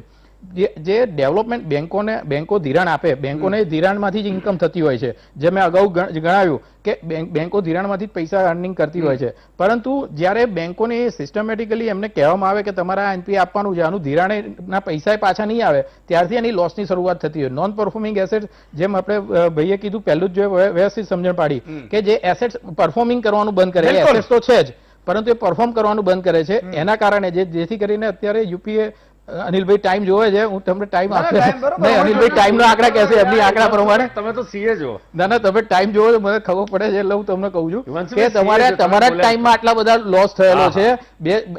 મનમોહનસિંહ સરકારના 4 વર્ષમાં 2.64 લાખ કરોડનું થયેલું છે, તમારે 9 લાખ કરોડ સુધીનું એનપીએ પહોંચી ગયેલું છે. એટલે એ 5 ગણું વધારે અંદાજે 4.5 ગણું. ચોક્કસ. ઓકે, હવે એ એમણે જે વાત કરી બહુ સમજવા જેવી વાત છે. આપણે બધાના મિત્રો છે, બધા ઉદ્યોગપતિઓ મિત્રો છે. સુબ્રમણ્યમ સ્વામી ભાજપના સાંસદ છે. એમણે ટ્વીટ કર્યું 4.5 લાખ કરોડ અદાણીના એનપીએ ની જે રકમ બાકી છે એટલે ભરવાની બેંકોને એ ભરતા નથી, એની આવક ડબલ થાય છે. એ ભાજપના સાંસદે ટ્વીટ કર્યું. ચિદમ્બરમ કે કપિલ સિબ્બલે કોઈ કર્યું નથી. આ એટલા માટે તમને હું ખાલી ઇન્ફોર્મેશન માટે એટલા માટે, ભલે હિમાંશુભાઈ અત્યારે બોલ્યા અહીંયા, એને ખબર છે કે અહીંયા બોલવાથી તો ગુજરાત પૂરતું રહે. એમ હું જે સમજાવવાની કોશિશ આપને કરી રહ્યો છું એ છે, આપણે કોઈનો વિરોધ નથી, આપણે બધા, પણ મારો આ સિસ્ટમ સામે વિરોધ છે કે રાહુલ ગાંધી એક બોલ બિચારા કરે છે. બિચારા એટલા માટે કરું છું કે એ બધાની સામે બોલે છે. એના સિવાયનો કોંગ્રેસનો એક પણ નેતા બોલતો હોય મને સમજાવો, દેખાડો. ક્યાંય નહીં બોલે. હવે કાં તો ભાઈ આર્થિક વ્યવહારો હોય, કાં તમારા આર્થિક સંબંધો હોય, કાં આ સંબંધો હોય, જે પણ હોય, ઉદ્યોગપતિઓને સાચવતા હોય, પણ સાહેબ દેશ છે એ આગળ હશે તો આપણે શું લખી રાખજો. એ આ આંકડાઓ બતાવે છે, એમાં 14 પછીના અછે દિન જાયા છે એ કેટલાક નેતાઓ પેલા ઉદ્યોગપતિઓને આવ્યા છે, એટલા માટે કહી રહ્યો છું. 1.64 લાખ કરોડમાંથી 9 લાખ કરોડ એનપીએ પહોંચ્યું, તો આમાં ક્યાં તમારી સિસ્ટમ આવી? વાતો તો બહુ મોટી કરી છે અને તમારા સાંસદે સવાલ ઉઠાવ્યું છે. કોંગ્રેસના તો છે નહીં, કોંગ્રેસના તો ઉઠાવવાના નથી, હાલો સમજી લઈએ. કારણ કે દેશ માટે બધાએ અવાજ ઉઠાવવું પડશે, બધાએ. આપણી બધાની પીડા છે. કોઈ બે વ્યક્તિઓ કમાવા માટે આ દેશ નથી આપ્યો. આપણે આપણા એક એક નાગરિકને, સાહેબ છેવાડાના નાગરિકને ગાંધીજી કહેતા હતા કે એને મળવું જોઈએ. તો આનો જવાબ લેશું, એક વિરામ લઈ લઈએ જેથી કરીને અનિલભાઈને વ્યવસ્થિત ટાઈમ મળે. વિરામ બાદ મિત્રો આપનું સ્વાગત છે. ભાગી ન જતા, ફોન લાઈને ખોલીશું અને તમને એમ કહેતું કે ઈસુદાનભાઈ હવે આ બધા ઉદ્યોગપતિઓ લઈ જાય એમાં મારું શું? બહુ સાચી વાત છે. તમને કદાચ ઘણા લાગતું જ હશે. લોકો બે પ્રકારના હોય. એક, જ્યાં દેશનું ખરાબ થતું હોય તો દેશમાં કંઈ પણ નબળું થતું હોય ને એટલે એને પીડા થાય, એક. અને બીજા એવા પ્રકારના લોકો હોય કે એને જ્યાં સુધી પોતાને ત્યાં સળગે નહીં ને ત્યાં સુધી એમ જ કે એમાં શું. હવે એક ભાઈ છે એ સંત પાસે ગયા કે મહારાજા મારા એટલે કેમ દુઃખી છો? એટલે તો કે સ્વામીજી સ્વામીજીએ પૂછ્યું કેમ બેટા? એમ બેટા કેમ દુઃખી છો? તો કે મારો દીકરો મૃત્યુ પામ્યો. તો કે એમ? તો કહા ઓહો. તો કે વાંધો નહીં, તો સંસાર છે બેટા, સંસાર છે, ચાલ્યા કરે, આ તે, એનું હરખશોક ન રાખવાનું, ઈશ્વરની ઈચ્છા, હરી ઈચ્છા બળવાન, એમ કરીને પેલાને કીધું. એટલે પેલા કીધું વાંધો નહીં, બરોબર છે, નીકળી ગયો. 6 મહિના પછી પાછા એ આવ્યા મહંત પાસે. એટલે મહંત રડતા હતા. ઓહો, કે મહંત કે આપણે આટલી બધી શિખામણો આપી, જ્ઞાન આપ્યું ને મહંત રડે છે? તો કે મહંતજી કેમ તમે રડો છો? તો મારી બકરી મરી ગઈ કે. તમારી બકરી મારે છે એમાં તમે રડો છો, મારો દીકરો માર્યો તેમાં તમે મને એવું કહેતો કીધું હરી છે બળવાન. વાહ વાહ. એટલે ઘણા એવા પ્રકારના હોય કે દેશ લૂંટાતો હોય ને તો એને કઈ ફરક ન પડે ને તો એમ કે હા વાંધો નહીં, જે થવું હોય થવા દે. ગામ લૂંટાતું હોય, આપણો વાડી લૂંટાતી હોય, આપણું મકાન લૂંટાતું હોય તો એ પાડોશીને તો વાંધો નહીં, તો એને કર્યું હોય ને એવું પોતાના ઉપર આવે તો એવા કૂદકા મારે. એટલે આવા બે પ્રકારના લોકો છે. આપણે નક્કી કરજો કે તમે કેવા પ્રકારના છો. આપણે તો દેશ હિત એ પહેલો. અનિલભાઈ, સુબ્રમણ્યમ સ્વામીએ કીધું છે, પછી ધીરે ધીરે આંકડાઓ બોલે છે કે આટલા લાખ કરોડનું આપણે એનપીએ થયું. અને વાત પણ સાચી છે કે અચ્છે દિન માત્ર ઉદ્યોગપતિઓને આવે છે, એની ઇન્કમમાં બહુ વધારા આવે છે. અમીર અમીર થાય છે, ગરીબ ગરીબ થાય છે. તો આ નાના લોકોના અચ્છે દિનનું તો કઈ, એટલે આ એનપીએ નું શું કારણ? ઈસુદાનભાઈ, આપણે આજે મને એવું લાગે છે કે હિન્દુસ્તાન માટે અને પૂરી દુનિયા માટે એક ઐતિહાસિક દિવસ છે. બિલકુલ. વેક્સિન અને આપણે જે રીતે વિશ્વનું સૌથી મોટું ટીકાકરણ અભિયાન, ઇમ્યુનાઇઝેશન અભિયાન જે આપણા ત્યાં ચાલુ થયું અને ખૂબ સફળતાપૂર્વક આખા દેશમાં ચાલુ થયું, મને લાગે છે કે આપણે દેશના સાયન્ટિસ્ટો, ડોક્ટરો, હેલ્થ પર્સન્સ, પેરામેડિકલ પર્સન્સ અને ખાસ કરીને માનનીય પ્રધાનમંત્રી શ્રી નરેન્દ્રભાઈને ખૂબ ખૂબ આપના વીટીવીના માધ્યમથી અભિનંદન આપીએ. લગભગ 7:55થી શરૂ કરીને એક્ઝેક્ટ 8:45 એટલે 8:45 સુધી મેં ખૂબ મહાનુભાવોને સાંભળ્યા. અને આજની આ ડિબેટમાં સ્વાભાવિક છે કે હિમાંશુભાઈ તો કોંગ્રેસના ચાર્ટર્ડ એકાઉન્ટન્ટ છે અને કોંગ્રેસના પ્રવક્તા છે, એટલે એ રાજકીય વાત કરે. પરંતુ જે રીતે મેં અર્થશાસ્ત્રી નિર્મલભાઈને પણ સાંભળ્યા, મારા મિત્ર છે, અમારે ઘણીવાર ડિસ્કશન થાય છે. ફોરમબેનને પણ આખું એનપીએનું એનાલિસિસ સાંભળ્યું કે કયા કયા સેક્ટર વાઇઝ એમણે જે 5 કોર સેક્ટરની પણ વાત કરી. મારા ભાઈ સિદ્ધાર્થભાઈએ પણ વાત કરી. ઉદ્યોગપતિ ખૂબ જમીન પરના એક સીધા સારા સરળ અને મોટા ઉદ્યોગપતિ છે, એફઆઈએના ચેરમેન છે અને સાથે સાથે ઘણી બધી સંસ્થાઓ, એટલે ઉદ્યોગો સાથે જેમાં એમઈ સાથે પણ સંકળાયેલા છે અને મોટા ઉદ્યોગ સાથે પણ સંકળાયેલા છે. આ બધામાં ખૂબ સરસ ચર્ચા થઈ એનપીએની. એનપીએ કેમ, કેટલા ટકા, કઈ સરકારમાં વધ્યું, કેટલા ટકા વધ્યું. નિર્મલભાઈએ તો કહ્યું કે ભાઈ મનમોહનસિંહજીના ગાળામાં 175% એનપીએ વધ્યું નરેન્દ્રભાઈના આ 6 વર્ષના ગાળામાં 178% વધ્યું. ઈશુદાનભાઈ, આપે પણ હિમાંશુભાઈ જ્યારે સુબ્રમણ્યમ સ્વામીની વાત કરતા હતા, અદાણી એ 4.5 લાખ કરોડની લોન લીધી છે, કેમ ભરતા નથી એવું સુબ્રમણ્યમ સ્વામી બોલ્યા. ત્યારે આપે એમની કદાચ સ્મૃતિ ભંશ ના થાય એટલે આપણે એમને પાછું યાદ કરાયું કે સુબ્રમણ્યમ સ્વામી એ ભાજપના સાંસદ છે. એટલે આપે એવું એમને જે સરસ યાદ કરાયું એવું મને પણ થોડું થોડું યાદ કરાવજો. મેં એટલે યાદ કર્યા કે એમના કોઈ નેતાએ ટ્વીટ નથી કર્યું એટલા હા, માટે. એટલે મૂળ વિષય એ છે કે સુબ્રમણ્યમ સ્વામીએ, હું મૂળ મુદ્દા પર આવું એ પહેલા એક આ કહી દઉં, કારણ કે પાછું તમે ઓપનિંગ રિમાર્કમાં કર્યું પાછું આ. એટલે સુબ્રમણ્યમ સ્વામી એટલે અદાણી સાથે ભારતીય જનતા પાર્ટીને એવી કોઈ એ દેશના એક ઉદ્યોગપતિ છે અને જુદા જુદા સેક્ટરમાં ઉદ્યોગ કરે છે. પરંતુ સુબ્રમણ્યમ સ્વામીએ જે કહ્યું છે એમાં અદાણી એ એનપીએ થઈ ગયા છે એવું નથી કહ્યું ભાઈ. એમણે એમ કહ્યું છે કે તમે જેટલી લોન લીધી છે એના કરતા વધારે કમાય છે તો ભરી દો. અહીંયા ઉદ્યોગપતિ પણ હા, બેઠા છે બિલકુલ. અને સીએ પણ બેઠા છે. હા. નિર્મલભાઈ બી બહુ સિનિયર છે, ફોરમ બેનનો મને હા. અનુભવ બહુ નથી, પણ આજે મેં એમને ખૂબ સુંદર રીતે સાંભળ્યા. એટલે કોઈ પણ ઉદ્યોગમાં એ પદ્ધતિ હોય કે એ જે કંઈ અર્નિંગ હોય એ રીઇન્વેસ્ટ થતું હોય છે. મૂળ વાત એ છે કે આ 175% એનપીએ મનમોહન સિંહજીના ગાળામાં થયું. વિશ્વના સૌથી મોટા અર્થશાસ્ત્રી હાવર્ડથી માંડીને દુનિયાની બધી જ યુનિવર્સિટીઓ એના વખાણ કરે, હું પણ વખાણ કરું છું. ખૂબ સજ્જન માણસ. અગત્યની વસ્તુ એ છે કે આ એનપીએ કેમ થયું? કારણ કે બેંકોએ કેટલાક ઉદ્યોગપતિઓને કેટલાક સેક્ટરમાં લોનો આપી. ઈશુદાનભાઈ, રમત ક્યાંથી ચાલુ થઈ એ સમજવાની સૌથી વધારે જરૂર છે.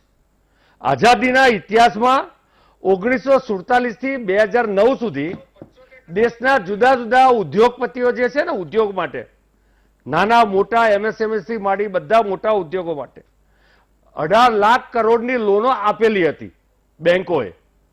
અને 2009 થી 2014 વચ્ચે 52 લાખ કરોડની લોન આપવામાં આવી. ઈશુદાનભાઈ, પ્રશ્ન ત્યાં શરૂ થાય છે કે આ 52 લાખ કરોડની લોન કેમ આપવામાં આવી? કઈ સરકાર, કોંગ્રેસની કઈ સરકારના કયા નેતાઓના ફોન બેન્કિંગથી કરવામાં આવી? તમને યાદ હોય તો 2014નું રિઝલ્ટ આવ્યું.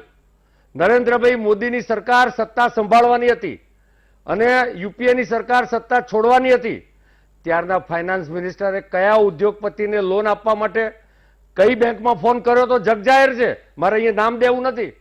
આ 52 લાખ કરોડની જે લોન આપવામાં આવી, આટલા જ 5 વર્ષના ગાળામાં કેટલી મોટી લોન! એક તરફ આઝાદીથી 2009 સુધી 18 લાખ કરોડની લોન અને આ 5 વર્ષમાં 52 લાખ કરોડની લોન. કારણ કે એ વખતે કોંગ્રેસની સરકાર હતી. તો શું આરબીઆઈમાં રઘુરામ રાજન શું કરતા હતા ભાઈ, જેમને કોંગ્રેસ માટે અને રાહુલ ગાંધી માટે પ્રેમ છે? એ વખતે આરબીઆઈએ મોનિટરિંગ કેમ ન કર્યું? જે ઉદ્યોગોને એનું વેલ્યુએશન ઓવર વેલ્યુએશન કરીને લોન આપી, તો કયા કયા લોકોના કહેવાથી લોન આપી? આ પ્રશ્ન સૌથી મોટો મહત્વનો છે. એ લોનો ખોટી આપવામાં આવી છે, એટલા માટે જ આ એનપીએ થવાની શરૂઆત થઈ છે. પરંતુ કોઈ પણ સરકાર હોય, એ સરકારને એમએસએમઈઝ હોય કે મોટા ઉદ્યોગ હોય કે ખેડૂત હોય, એને ઊભા રાખવા માટે લોન આપવી પડે. મારા મિત્ર મુદ્રા લોન પર સવાલ ઊભો કરતા હતા. સાચી વાત છે, હું એમની વાત સાથે 100% સંમત નથી. પરંતુ મુદ્રા લોન દ્વારા યુવાનોને, એમાંય ખાસ કરીને અહીંયા આગળ પણ થઈ ચર્ચા કે યુવક બહેનોને જે લોન આપવામાં આવી છે, તો નાના નાના ઉદ્યોગ એમણે ચાલુ કર્યા છે. કેટલાક નવા ઉદ્યોગ કરતા જે નેક્સ્ટ જનરેશન ઉદ્યોગકારો જે છે, યુવાનો છે, એને લોન આપવામાં આવી છે જે બેંકો લોન આપતી નથી. કોલેટરલ વિનાની લોન આપવામાં આવી છે. અને દેશમાં સ્વરોજગારી દ્વારા અને સ્ટાર્ટઅપ માટે આ બધા જુદા જુદા પ્રકારના ઉદ્યોગ ચાલુ થયા છે ભાઈ. અને એનો એ મુદ્રા લોનનો કોંગ્રેસ વિરોધ કરે છે. ખરેખર તો સરકારની મનસા ઉપર આધારિત છે. તમે જો, હું તમને હાલ તમને બતાવું દિવ્ય ભાસ્કરનો એક રિપોર્ટ, આપ જે રિપોર્ટ વાંચતા હતા એવો જ એક હિન્દીનો રિપોર્ટ છે કે ધીમે ધીમે એનપીએ ઘટતી જાય છે. મનસા સરકારની એ છે કે એણે આઈબીસી ઇન્સોલ્વન્સી બેંકરપ્સી કોડ બનાવ્યો અને કાયદા કડક કર્યા છે સરકારે. એટલા માટે આ એનપીએ વધારે દેખાવા માંડ્યું. નંબર 2, ભૂતકાળમાં જ્યારે 2009માં કોંગ્રેસના સમયમાં એનપીએ વધી ગયું ત્યારે એ લોન ઉપર પાછી બેંકોને લોન આપવી પડી. બેંકોએ લોનની ઉપર લોન આપી. અરે ભાઈ, જે માણસ ડિફોલ્ટર થયો છે, જે લોન ચૂકવી શકતો નથી, એને પાછી એ લોન ભરવા માટે બીજી લોન, રીસ્ટ્રક્ચરિંગ, પાછું રોલ ઓવર, રીસ્ટ્રક્ચરિંગ.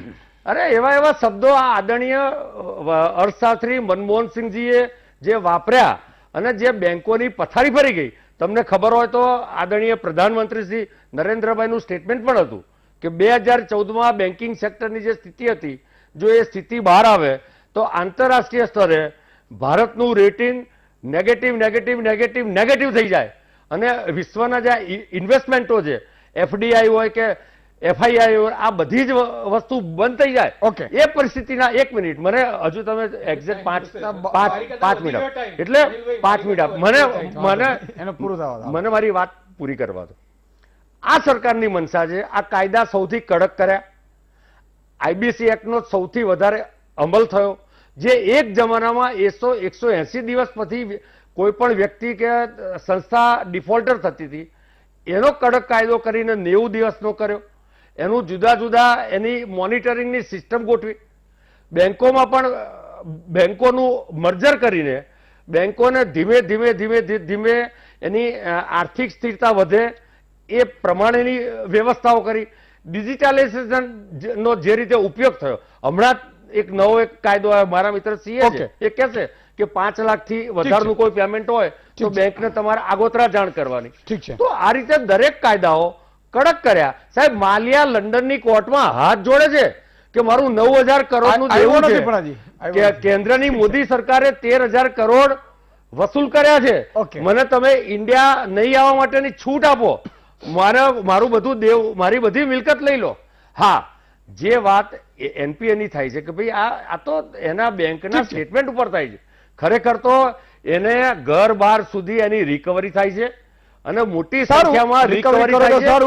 એક પણ ચમરબંધી જે ખોટો છે, જેમ ફોરમબેને કીધું, છેલ્લી વાત, જેમ ફોરમબેને કીધું કે વિલફુલ ડિફોલ્ટર અને બાય ચાન્સ ડિફોલ્ટર, તો એમાં એક પણ વિલફુલ ડિફોલ્ટરને આ સરકાર છોડવાની નથી. ઠીક છે, બસ અને આશા રાખીએ, તમે આશા મને રાખીએ. ખાલી બતાવો કે PMC બેંકનો જે આખો ઘોટાળો થયો, Okay. એમાં છાપવામાં આવ્યું ઠીક છે છે. કે મહારાષ્ટ્રના કયા નેતાએ Okay. HDIL વાળાને આટલી મોટી લોન આપી. એક, અને એની અત્યારે ઇન્કવાયરી ચાલે ઠીક છે. છે, ઠીક છે. એટલે તો બધા શિવસેના વાળા બુઓ પાડે છે. ઠીક છે. એક તો નાનકડા પ્રામાણિકતા સાથે આ સરકાર કામ કરી રહી છે. એક નાનકડા વિરામનો સમય થયો છે.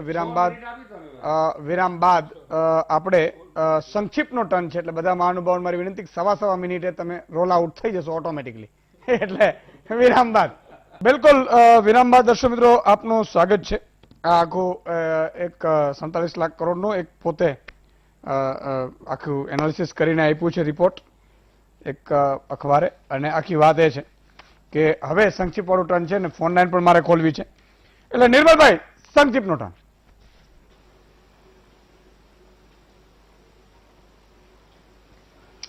વિસુદાનજી, સૌથી પહેલા તો અત્યારે જે કાંઈ આ NPA ની સમસ્યા છે એ કદાચ ગમે એવા કડક કાયદા ઘડવામાં આવ્યા હોય તો પણ ઉદાર કાયદા અને તેના ઉદાર પાલનને કારણે છે, તો જ આવી રીતે લાભ લેવામાં આવતો હોય.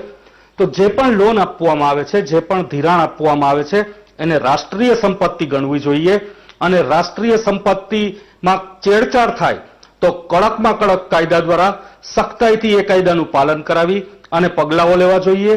એવા કાયદાઓ ઘડવા જોઈએ કે કોઈને અયોગ્ય રીતે ધિરાણ કે લોન મેળવવાની ઈચ્છા જ ન થાય અને ગંભીરતા સમજી અને ધિરાણ લે અને છતાંય જો કાંઈ થાય તો એ કડક કાયદાઓનો ભોગ બને. આવા કાયદાઓનું ઘડતર કરવાની જરૂર છે અને તેનું સખ્તાઈથી અમલીકરણ પણ કરાવવાની જરૂર છે. બિલકુલ, જેમ નિર્મલભાઈ વાત કરી મને યાદ આવ્યું, એક ઉદ્યોગપતિ અને એનો દીકરો બે વાતો કરતા હતા. આલિશાન બંગલાની અંદર નોકર ચાકરે એમને પીરસી આપ્યું ડાઇનિંગ ટેબલ ઉપર અને જમતા જમતા વાત કરતા હતા, પપ્પા શું કરવાનો છે, હમણાં બિઝનેસ નથી ચાલતો. કાંઈ વાંધો નહીં, આપણે એક નેતા ઓળખે છે, તું લોનની એપ્લાય કર, આપણે 500 કરોડની લોન લઈ લઈએ. 500 કરોડની લોન લે છે, બૂચ મારે છે ગામને, ગામ આખું બિચારો હેરાન થઈ ગયું અને આ 500 કરોડ બાપ દીકરો કમાઈ ગયા. આવી ઘટનાઓ બનતી હોય છે, એનો આ પુરાવો છે અને આંકડા બોલતા હોય છે. એટલે 6 વર્ષમાં 47 કરોડ એટલે બહુ નાની સૂની વાત નથી. ફોરમબેન, સંક્ષિપ્તમાં. સંક્ષિપ્તથી થોડીક સેકન્ડ વધારે લઈશ. આમાં કોઈએ મહિલાઓની વાત કરી. સેલ્ફ હેલ્પ ગ્રુપ કરીને એક યોજના ચાલતી હોય છે ગ્રામ્ય વિસ્તારમાં. હવે તમે ગ્રામ્ય વિસ્તારની વાત કરો તો એ લોકોને કમર્શિયલ બેંક, કોર્પોરેટ બેંક, મતલબ બધી ટાઈપની બેંક એ લોકોને ભરપૂર પૈસા આપતી હોય છે અને એનાથી એનપીએ વધે છે. એનાથી એક ફાયદો એ થઈ રહ્યો છે કે આ મહિલાઓ ગ્રુપ બનાવીને સ્મોલ એન્ટરપ્રેન્યોર કે સ્ટાર્ટઅપ આપણે જેને કહીએ છીએ કમર્શિયલ લેંગ્વેજમાં એ શરૂ કરતી હોય છે. તો એમાં તમને રીજન વાઇઝ વાત કરું તો એક ઈસ્ટ ઇન્ડિયા એ પાર્ટ છે અને બીજું છે સાઉથ ઇન્ડિયા કે જ્યાં એનપીએ અથવા લોન લાયબિલિટી સૌથી વધારે છે. પણ સાથે સાથે એ લોકો તમને એક પ્રોડક્ટિવ એક્ટિવિટીઝ જેમ કહેવાય કે નાના નાના ગૃહ ઉદ્યોગો, આપણે ગુજરાતી ભાષામાં કહીએ તો નાના નાના ગૃહ ઉદ્યોગો ઘણા જોવા મળે છે. તો એનપીએનું સારું સાથે નર્સા સાથે સારું પાસું આ બી છે જ્યારે તમે ગ્રામ્ય વિસ્તારમાં જુઓ. એગ્રીકલ્ચરને આપણે ખેડૂતોને બાજુમાં મૂકીએ પણ સેલ્ફ હેલ્પ ગ્રુપ કરીને જે સ્કીમ ચાલુ થઈ છે, જે યોજના ચાલુ થઈ છે, વર્ષોથી ચાલે છે. અત્યારના ગવર્મેન્ટ એને છૂટથી પૈસા આપી રહી છે. એના લીધે એનપીએ વધે છે પણ સાથે સાથે આ બી વધે છે. બીજો પોઈન્ટ, જ્યારે તમે એનપીએ ની વાત કરો તો એગ્રીકલ્ચરને 4% ઇન્ટરેસ્ટ રેટે મળી રહ્યું છે, ઇન્ડસ્ટ્રી 10 થી 12%. મેં ઇન્ડસ્ટ્રીની વાત કરી કે ભાઈ ઇન્ડસ્ટ્રીમાં એનપીએ સૌથી વધારે છે, તો એ લોકો સાથે સાથે લોન બી તો વધારે પે કરી રહ્યા છે. એટલે જે આ થોડાક છૂટા કેસ છે એને છોડીને તમે બાજુમાં મૂકો તો ઇન્ડસ્ટ્રીને આખાને આમ એવું કહી દેવું કે ભાઈ લોનમાં અમે રિસ્ટ્રિક્શન વધારી દઈશું કે આ વધારી દઈશું તો એ યોગ્ય નથી. એ જે છૂટાછવાયા કેસ બની રહ્યા છે એના માટે કંઈક આપણે કાયદો વ્યવસ્થિત કરવો જોઈએ અથવા એ લોકોનો ટ્રેન્ડ રેકોર્ડ કેવી રીતના કરીને થોડું રિસર્ચ એમાં કરવું વધારે યોગ્ય છે. બાકી 10 થી 12% પે કરતી ઇન્ડસ્ટ્રીને તમે સાઈડમાં તો નહીં મૂકી શકો. બિલકુલ નહીં, ઇન્ડસ્ટ્રીઝમાં સાઈડમાં મૂકવી નથી. ઉદ્યોગો બહુ જ જરૂરી હોય છે મિત્રો. ખેતી જરૂરી છે, વેપાર જરૂરી છે, ઉદ્યોગ જરૂરી છે, આ બધું જરૂરી છે. પણ મારી ઉદ્યોગપતિઓને હાથ જોડીને વિનંતી છે, 6.5 કરોડ ગુજરાતીઓ વતી અને 138 કરોડ, અત્યારે 38 ની આસપાસ પહોંચી ગયા છું, ભારતીયો વતી મારી વિનંતી છે ઉદ્યોગપતિઓને કે સાહેબ તમે દેશી અંગ્રેજ ન બનતા, મહેરબાની કરીને. અંગ્રેજો આવી જ રીતે આવ્યા હતા. અંગ્રેજો હતા, વેપારના બહાને આવ્યા, વેપારના બહાને રૂપિયા બનાવ્યા, રૂપિયા બનાવીને પછી એમણે રાજાઓને ઉપર કબજો જમાવ્યો, ધીરે ધીરે કાનૂન બનાવી દીધા અને પછી અમને ગુલામીમાં ધકેલી દીધા. એ અંગ્રેજ ગોરાઓ હતા. આશા રાખીએ છીએ કે કોઈ પણ ઉદ્યોગપતિ ક્યારેય સરકારના ઇન્ફ્લુઅન્સમાં, સરકાર કે અમારા નેતાઓ કેટલાક લાલચુ છે સાહેબ, બહુ સાચી રીતે વાત કરી રહ્યા છે, અમને પીડા છે, એવા આક્ષેપો છે કે અમારા નેતાઓ લાલચુ છે, નમાલાઓ છે, પ્રજા બિચારી મજબૂરમાં કામ કરીમાંથી એમાંથી ઊંચી નથી આવતી અને જો તમે ધારશો તો અહીંયા કબજો કરી લેશો બધી જગ્યાએ અને સાહેબ એવી સ્થિતિ અમારી આવશે કે દેશી અંગ્રેજો આવી જશે તો આઝાદીનો કોઈ મતલબ નહીં રહેશે. એટલે હાથ જોડીને વિનંતી છે, તમને અમે પહોંચી નહીં શકીએ. કોઈ પણ ઉદ્યોગપતિને કોઈ એમ કે આને અમે પહોંચી શકીશું, કોઈના તાકાત નથી સાહેબ તમને કોઈ પહોંચી શકે, કારણ કે તમે તો નેતાઓને હથેળીમાં નચાવો છો સાહેબ. એવા આક્ષેપો થયા છે, આપણે બહુ ખબર નથી પણ જોયા છે. એટલે તમારા ભાઈ તાકાત છે. એટલે હાથ જોડીને વિનંતી કરું છું, કારણ કે 50-100 વર્ષ પછી તમારે પણ આ દુનિયા છોડીને જવાનું છે. એટલે મહેરબાની કરીને દેશી અંગ્રેજ ન બનતા અને અમને છે ને અમારા હકનું ખાવા દેજો સાહેબ. એક પાણીનું ગ્લાસ ભરેલું હોય અને એક વ્યક્તિ આખે આખું પી જાય ને આટલું રહે, બાકી બીજા 10 ને આપવાનું હોય ને તો એ તરસ્યા રહીએ. એમ ગરીબો ગરીબ વધતા જાય છે, એનું કારણ સરકારની પોલિસીઓ અને સરકારી સાથે તમારી મિલીભગતો છે સાહેબ. બાકી કોઈ દિવસ આવું ન થાય. અમને મામું તમે બનાવો છો બધા ભેગા થઈને, ઠીક છે, કુદરત તમને પહોંચશે. પણ હાથ જોડીને વિનંતી કરું છું કે તમારે સંતાન છે, ઘણા ઉદ્યોગપતિઓના સંતાનો છે ને એને બાપને કાઢી મૂક્યા છે નિકટ ઘરમાંથી. શું કામ ખબર છે? એને પાપ કર્યા છે ને ત્યારે આવું થતું છે. હું તો કુદરતના ડરથી પણ તમને કહીશ કે કુદરતથી તો ડરશો કમસે કમ. એવા દાખલાઓ છે, હજી આઝાદ છે. મોટા મોટા ઉદ્યોગપતિના દીકરા એને કાઢી મૂકે, એના બાપને રહેવાની જગ્યા નથી સાહેબ. કાલે ભગવાન તમારી ઉપર આ કરશે. તમે જો પ્રજાને, ગરીબ પ્રજાને લૂંટશો, કારણ કે અમારા નેતાઓ તો લાલચુ છે સાહેબ. નેતાઓ પર વિશ્વાસ અમે મૂકી શકીએ એમ છીએ નહીં, એટલા માટેની પીડા છે. હવે સંક્ષિપ્તમાં પ્રકાશભાઈ, આ દેશની પ્રગતિ કરવા માટે જય જવાન જય કિસાનનો નારો હતો. હવે જય ઉદ્યોગ સાહસિક. ઉદ્યોગ સાહસિક રહ્યા ને એ ગાંધીજીએ ટ્રસ્ટીશીપ ઉદ્યોગપતિની વાત કરી હતી કે ઉદ્યોગપતિ કેવો હોવો જોઈએ, જે સંપત્તિનું સર્જન કરે, શ્રમજીવીને આપે બધું બેલેન્સિંગ કરે, એ ઉદ્યોગપતિ છે. તો આજે ગુજરાતના જીડીપીની વાત કરી તો 10.5 લાખ કરોડ જીડીપી ઉદ્યોગકારો આપે છે, 6 લાખ વેપાર આપે ને 3.5 લાખ કરોડ ખેતીથી આવે છે. એટલે જીડીપીમાં ઉદ્યોગનું યોગદાન મોટું હોય છે. અને ગુજરાતની વાત કરી તો ગુજરાતમાં એનપીએનો રેશિયો ઓછો હોય, કારણ કે ગુજરાતી રહ્યો ને એ ક્રેડિટેબલ માણસ છે. અમુક અપવાદ બાદ કરતા, અપવાદ તો બધી જગ્યાએ હોય. તો ગુજરાતના ઉદ્યોગકારો પ્રમાણમાં પ્રમાણિક ઉદ્યોગકાર છે અને રાષ્ટ્રવાદી છે. ભેળસેળની વાત હોય તો ગુજરાતનો ઉદ્યોગકાર ભેળસેળ ઓછું કરતો હોય, કારણ કે માનવતાથી અને ખાસ કરીને કિસાનથી ઉદ્યોગપતિ બનેલો ગુજરાતમાં આ પહેલી પેઢી બીજી પેઢીનો ઉદ્યોગપતિ છે.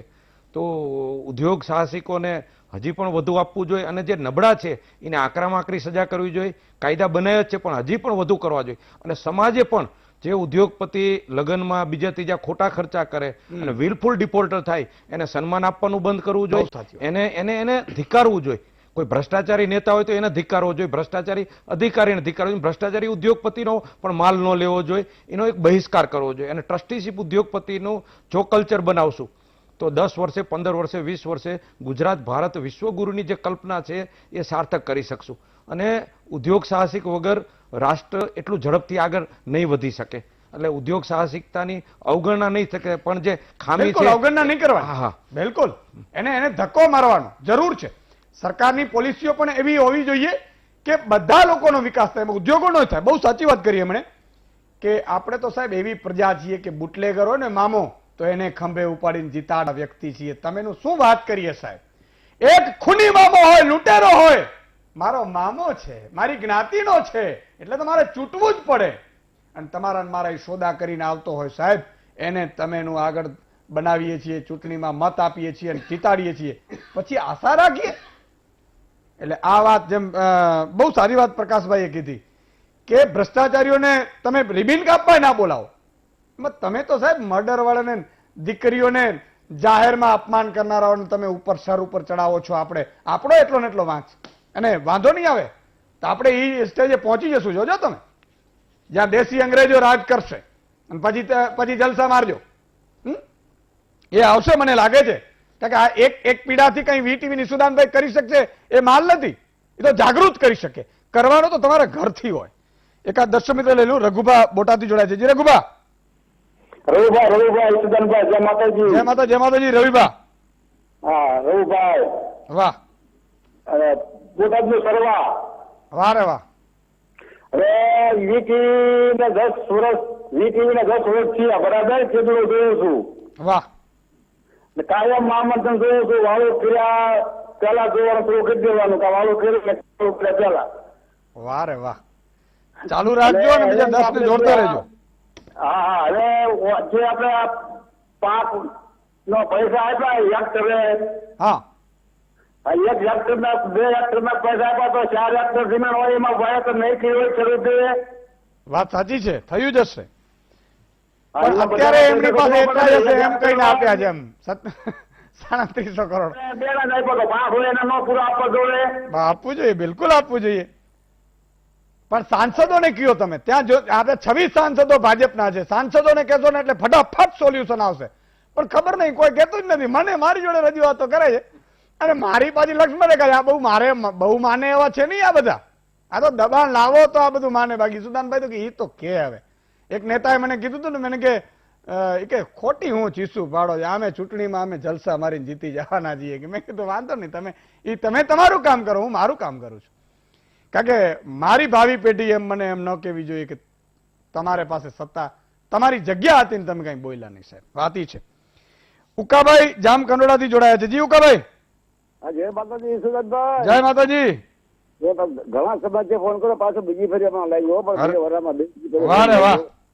અરે મારું કહેવાનું એ છે કે સાહેબ આપણે નાના ખેડૂત હોય કે કોઈ મજૂર હોય બરોબર, એને જો લોન જોતી હોય ને, હા, 25% ખાય તો લોન ન આપે. મહેનત કરીને પૈસા ભરવા છતાં લોન ન આપે. હા. અને જેને પૈસા ભરવા નથી એને ફટાફટ લોન આપી દે સરકાર. બહુ સાચી વાત છે. આ પીડા તમારી જ છે, મારી પણ ઈચ્છે. ઉકાભાઈ ખૂબ ખૂબ આભાર. આશા રાખીએ કે ભારત એવું બને કે પેલા ગરીબનું, પેલા નાના માણસનું એવું બને, પેલા ઉપરથી ન આવે. આપણે તકલીફ એ છે બધું ઉપરથી આવે છે. સિદ્ધાર્થભાઈ સંક્ષિપ્તમાં. ઈશુદાનભાઈ તમારી વાત સાચી છે કે ધંધો કરવા માટે લોન જોઈએ. લોન માટે ધંધો નથી કરતા. અને આ બધા જે માતેલા સાંઢ છે, જે રીઢા ગુનેગાર છે, એમને અમે કોઈ પ્રોફેશનલ સપોર્ટ કરતા નથી અને કરવાના નથી. સરફેસિયા એક્ટ છે, ડેપ્ટ રિકવરી ટ્રિબ્યુનલ છે, આઈબીસી એક્ટ છે, નેગોશિયેબલ ની 138 ની કલમ છે. પણ આ બધા જે માતેલા સાંઢ છે એ બધા ઓવરસીઝમાં શેલ કંપની બનાવે છે ને ત્યાં ફંડ ડાયવર્ઝન કરે છે, પર્સનલ યુઝ માટે ફંડ વાપરે છે અને મેનેજમેન્ટનો ઇન્ટેન્શન ઘણીવાર ખરાબ હોય છે. પરંતુ દેશ વિદેશની વાતો કરીએ તો આફ્રિકા કરતા આપણી પરિસ્થિતિ સારી છે, આપણા કરતા આફ્રિકાની પરિસ્થિતિ ગયેલી છે. અને વિશ્વમાં અમેરિકા લઈ લો, જાપાન લઈ લો કે યુરોપ લઈ લો, જે સબપ્રાઇમ ક્રાઇસિસ આવ્યા હતા એવી આપણી બેન્કિંગ સિસ્ટમની પરિસ્થિતિ એટલી પણ ડામાડોળ નથી. આપણું ફાઉન્ડેશન બહુ મજબૂત છે, પણ જેટલી ચાદર હોય ને એટલા પગ પોળા કરાય. બહુ સાચી વાત કરી. અને એમણે બહુ સાચી વાત કરી કે આ કેટલાક લોકો સારા ઉદ્યોગપતિઓને બદનામ કરે છે સાહેબ. આ પ્રકાશભાઈ જેવા બધા જે હોય એમને આવા બધા નોટો આવીને બધું બદનામ કરી જાય, પછી એમ કે આ ઉદ્યોગપતિઓ તો આવો ને આ ઉદ્યોગપતિઓ. પણ એ લોકોને પણ મારે કહેવું છે કે એક વ્યક્તિ તમારે ગમે તેટલી લખી રાખજો, એક કુદરતથી ડરજો, નહીં તો દિવસ વાર નહીં લાગે કે તમે રડતા હશો ને તમારી પાસે રાવ ખાવાનો સાહેબ ટાઈમ નહીં મળે તમને. વિરામ બાદ આવીએ છીએ. વિરામ બાદ દર્શક મિત્રો ફરીથી આપનું સ્વાગત છે. હિમાંશુભાઈ, સંક્ષિપ્તમાં 1.5 મિનિટનો સમય છે. જે પ્રમાણે ભાઈએ વાત કરી કે કોંગ્રેસના ટાઈમમાં 52 લાખ કરોડ 2008 થી 2014માં થયેલું, તો એમને યાદ કરાવી દઉં કે ઇન્ડિયન ઇકોનોમી 1947 થી 2007 સુધીમાં 1 ટ્રિલિયનની હતી, જે 2008 થી 2014 સુધીમાં 2 US ટ્રિલિયનની થઈ ગઈ છે.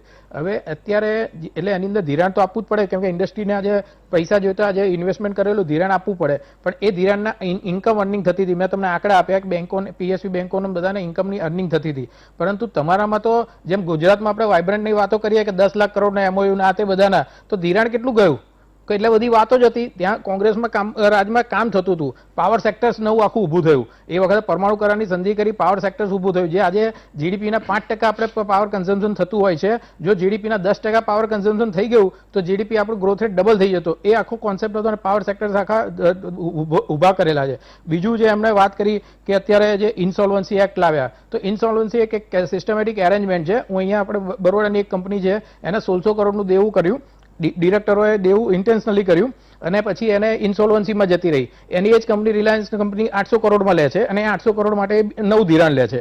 એક સિસ્ટમેટિક એરેન્જમેન્ટ ઊભી કરેલી છે. બીજું કે જે ભાઈએ કીધું કે રિસ્ટ્રક્ચરિંગ ના તે બધું કોંગ્રેસના ટાઈમમાં થયેલું, તો તમે આઈડીબીઆઈ નું હતું તો LIC થકી શું કરાવડાયું, અત્યારે યસ બેંકમાં હતું તો શું કરાવડાયું, તો એ જ બધું કર્યું છે.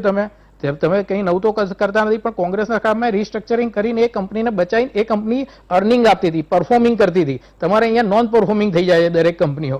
એ છે. બીજું એનપીએ ઘટ્યું શા માટે અત્યારે કહે છે, તો એનપીએ એટલા માટે ઘટ્યું છે કે અહીંયા કોરોનાના ટાઈમમાં જે અત્યારે તે મોનોટોરિયમ પીરિયડનો સ્કેલ વધારે 90 દિવસથી કરીને 180 દિવસને બધું કર્યું. માર્ચમાં તમે જોજો આ એનપીએ ડબલ થઈ જશે. એ જે અનિલભાઈએ કીધું કે એનપીએ ઘટ્યું છે એવી રીતનું. કોંગ્રેસના ટાઈમમાં જે ઇન્ડસ્ટ્રીયાલિસ્ટો હતા મોટા મોટા, જે આજે ડિફોલ્ટ કરતા હતા, સુબ્રતો રોય જે સહારાનો સ્કેમ કરેલો હતો, તો આજે ચીટ ફંડનો બધાનો, તો એમને જેલમાં નાખી દીધેલા હતા. એ હજુ 1000 કરોડ ચૂકવી નથી શકતા, તેમ છતાં આ મોદી ગવર્મેન્ટમાં એમને છૂટા કરી દેવામાં આવે ને તે બહાર ફરી રહ્યા છે. બીજું પીએસયુ બેંકોને આ તે બધા કરતા તો ખાસ ઓએનજીસી ના તે બધાનું જોવું જોઈએ કે ઓએનજીસી જે 2014 પહેલા કેશ રીચ હતી, 1 લાખ કરોડની કેશ હતી, એની અંદર અત્યારે એની અંદર માઇનસ થઈ ગયું. કેજી બેઝિંગના જે આપણે ગુજરાતના લોસ છે એ બધા અંદર રાઇટ ઓફ કર્યા. એટલે પીએસયુ બેંક જેટલા જેવું પીએસયુ ઓઇલ કંપનીઓ અને બીજી બધી કંપનીઓનો પણ મોટો એક સ્કેમ છે, જે અત્યારે ઓએનજીસી કેશ રીચ થઈ ગઈ છે, કેશ નીલ થઈ ગઈ છે. એની ઉદ્યોગપતિને લોન આપવા માટે આ ગવર્મેન્ટ બંધ બારણે મીટિંગો કરે છે. ઉદ્યોગપતિઓ કહે છે કે અમારે ઇન્ટરેસ્ટના રેટ ઓછા કરો તો અમે ઇન્વેસ્ટમેન્ટ કરી શકીએ, ત્યારે એમના માટે ઇન્ટરેસ્ટના રેટ ઓછા કરે છે. પણ એ જ ઇન્ટરેસ્ટના રેટ આજે ડિપોઝિટર્સને એનો બમણો માર પડે છે. ડિપોઝિટ આજે જે છે ડિપોઝિટનું અર્નિંગ 1978ના લોનું રેટનું લો થઈ ગયું છે, જ્યારે અત્યારે એક્સપેન્સીસ તમારે 2020ના થઈ ગયા છે. બીજું જે અત્યારે ઘણી બધી આપણે વાત કરી કે શા માટે આ જે બેન્કિંગના એનપીએ વધતા જાય છે, તો બેન્કિંગના એનપીએમાં સરકારની મનસા રહેલી છે કે એની અંદર કે એનપીએ વધતા જાય, એમના પ્રાઇવેટ જે પ્લેયર્સો છે એમને બેનિફિટ્સ મળતો જાય. ડિજિટલાઇઝેશન પણ એક મોટું જાતનું ફ્રોડ છે, સૌથી વધારે ફ્રોડો એમાં થઈ રહ્યા છે, તો એ પણ છે. અને કેશ કરન્સીનો વ્યાપ 2016-17માં જ્યારે નોટબંધી કરી ત્યાં 16 લાખ કરોડનો હતો, જે 25 લાખ કરોડનો થઈ ગયો. તો શા માટે આ બધી ગંભીર મુદ્દો છે અનિલભાઈ, ગંભીર બાબત છે. સુદાનભાઈ, આપણે ચર્ચા કરીએ છીએ એનપીએ ની, અને મારા મિત્રએ અર્થશાસ્ત્ર અને પાવર પ્રોજેક્ટ ને બધું ક્યાંથી એના parameters એક્ઝેક્ટ 2.5 મિનિટ વાત કરી કરો પરંતુ આપણે જે એનપીએ ની વાત કરીએ જો હું વિષયાંતર નહીં કરું, અમારો પતંગ ક્યારે દિશા સિવાયનો હોતો જ નથી. આ તો પેલો 12 વાગે હવા ના હોય, ચારે બાજુ કોંગ્રેસ નો ફર્યા કરતો હોય છે. મૂળ વાત એ છે કે એનપીએ ના સંદર્ભમાં સરકાર જે પ્રામાણિકતાથી કામ કરે છે. તમે જો આઈસીઆઈસી બેંકના ચંદા કોચર જેલમાં છે, વિડીયોકોનને બિનજરૂરી લોન આપી, પાર્ટનરશિપ કરી, આવા તો અનેક ઉદાહરણ છે. અનેકની સામે ઈડીની તપાસ થાય છે. અને મારા મિત્ર સિદ્ધાર્થભાઈએ જુદા જુદા 4 એક્ટ કયા, હું ડિટેલમાં નહીં જઉં. આ સરકારે એનપીએ ના સંદર્ભમાં જે ઇન્સોલ્વન્સી એક્ટ બનાવ્યો, કડક કાયદો બનાવ્યો, એની મિકેનિઝમ બનાવી, એની કોર્ટ પણ બનાવી. એ કોર્ટમાં જુદા જુદા જે ક્લેમ થયા છે એ ક્લેમમાં 54% તો રિકવરી થઈ ગઈ છે ભાઈ. આઝાદી પછીના ઇતિહાસમાં એનપીએ થતું રોકવા માટે કે એનપીએ કરનાર વિલફુલ ડિફોલ્ટરોને સકંજામાં લેવા માટે, એની ગરદન મરોડવા માટે કડકમાં કડક કાયદા નરેન્દ્ર મોદીની સરકારે બનાવ્યા. અને મનમોહનસિંહજી આટલા મોટા અર્થશાસ્ત્રી હતા પણ એ ના કરી શક્યા, કારણ કે રિમોટ કંટ્રોલ સોનિયા ગાંધી ને રાહુલ ગાંધી પાસે હતું. અને એટલા જ માટે દેશની હિમાંશુભાઈ વચ્ચે નહીં બોલો. હિમાંશુભાઈ આઉટ ઓફ ઓર્ડર હિમાંશુભાઈ વચ્ચે યાર આટલું વચ્ચે બોલશો યાર. ઈશુદાનભાઈ એટલે હું બોલ્યો. તમે જુઓ કે અહીંયા બેઠેલા બધા અર્થશાસ્ત્રીઓએ જે રીતે એનપીએ રોકવા માટેના સજેશન આપ્યા છે, ખરેખર તો આપણા જેવા સીએ નોંધવા સમયનો અભાવ છે. એટલે અનિલભાઈ, હિમાંશુભાઈ, સિદ્ધાર્થભાઈ, આગળ વધવું. નિર્મલભાઈ, પ્રકાશભાઈ અને પૂનમબેન તમામનો ખૂબ ખૂબ આભાર. મિત્રો, ચીન અથવા તો એવા દેશોમાં માનો કે ડિફોલ્ટર કોઈ ઉદ્યોગપતિ હોય તો એને ટ્રેનની ટિકિટ ન મળે, રેલવેની ટિકિટ ન મળે, કોઈ એવી રીતે એ મેળવી ન શકે એમ. હા, આ બધી વાત છે. અને અહીંયા તો સરકારની સામે એક જેકમાં બોલ્યા હતા ને, બિચારા 2-2.5 મહિનાથી ગુમ છે. એમ તો આપણે સારું છે, લોકશાહી બચવી જોઈએ સાહેબ. બીજું બધું તો ઠીક છે, સમજી લેશું, પણ લોકશાહી બચશે ને તો આપણે બધું હશું. મને જે વાત છે એ છે કે તમે બધા સમજી વિચારીને આગળ વધતા રહો તો લોકશાહી બચશે. આ પ્રજાના હાથમાં છે. ઘેટા બકરાની જેમ આપણે આગળ ન વધીએ એટલી મારી ખાલી અપીલ છે. બધા બહુ સમજદાર હોય છે પણ ક્યાંક આપણે લાલચોમાં આવી જતા હોઈએ છીએ. કોઈ મંદિરની પેલી સમૂહ લગ્નમાં આપે લાખ રૂપિયા, પછી આપણે આ બધું છે પણ થોડુંક એમાં બહાર આવો એટલે સારું થશે. બાકી તો ખેર કુદરત છે. આજે બસ આટલું જ. આવતીકાલે ફરીથી મળીશું. અને આવતીકાલે રાજા હરિશ્ચંદ્ર ઉપર મહામંથન છે. આપણે ચાલુ કરીએ છીએ પૌરાણિક એટલા માટે કે આપણી ભાવિ પેઢી માટે સાહેબ કોકે કંઈક કરવું પડશે. ભાવિ પેઢીને ખબર પડે સત્યવાદી શું હતું, આજે એ સત્યવાદી રાજાઓ અને અત્યારના શું છે, કઈ રીતે ફાર્મ હાઉસ આ લોકોના વધતા જાય છે, વાત કરે છે. તમે જોજો ભાષણો કરશે નેતાને. એક નેતા છે પૂછતા હતા બીજા નેતાને, આજે હું બરોબર બોલ્યું તો હા, તો બીજી સભામાં હું આ બોલવાનો છું.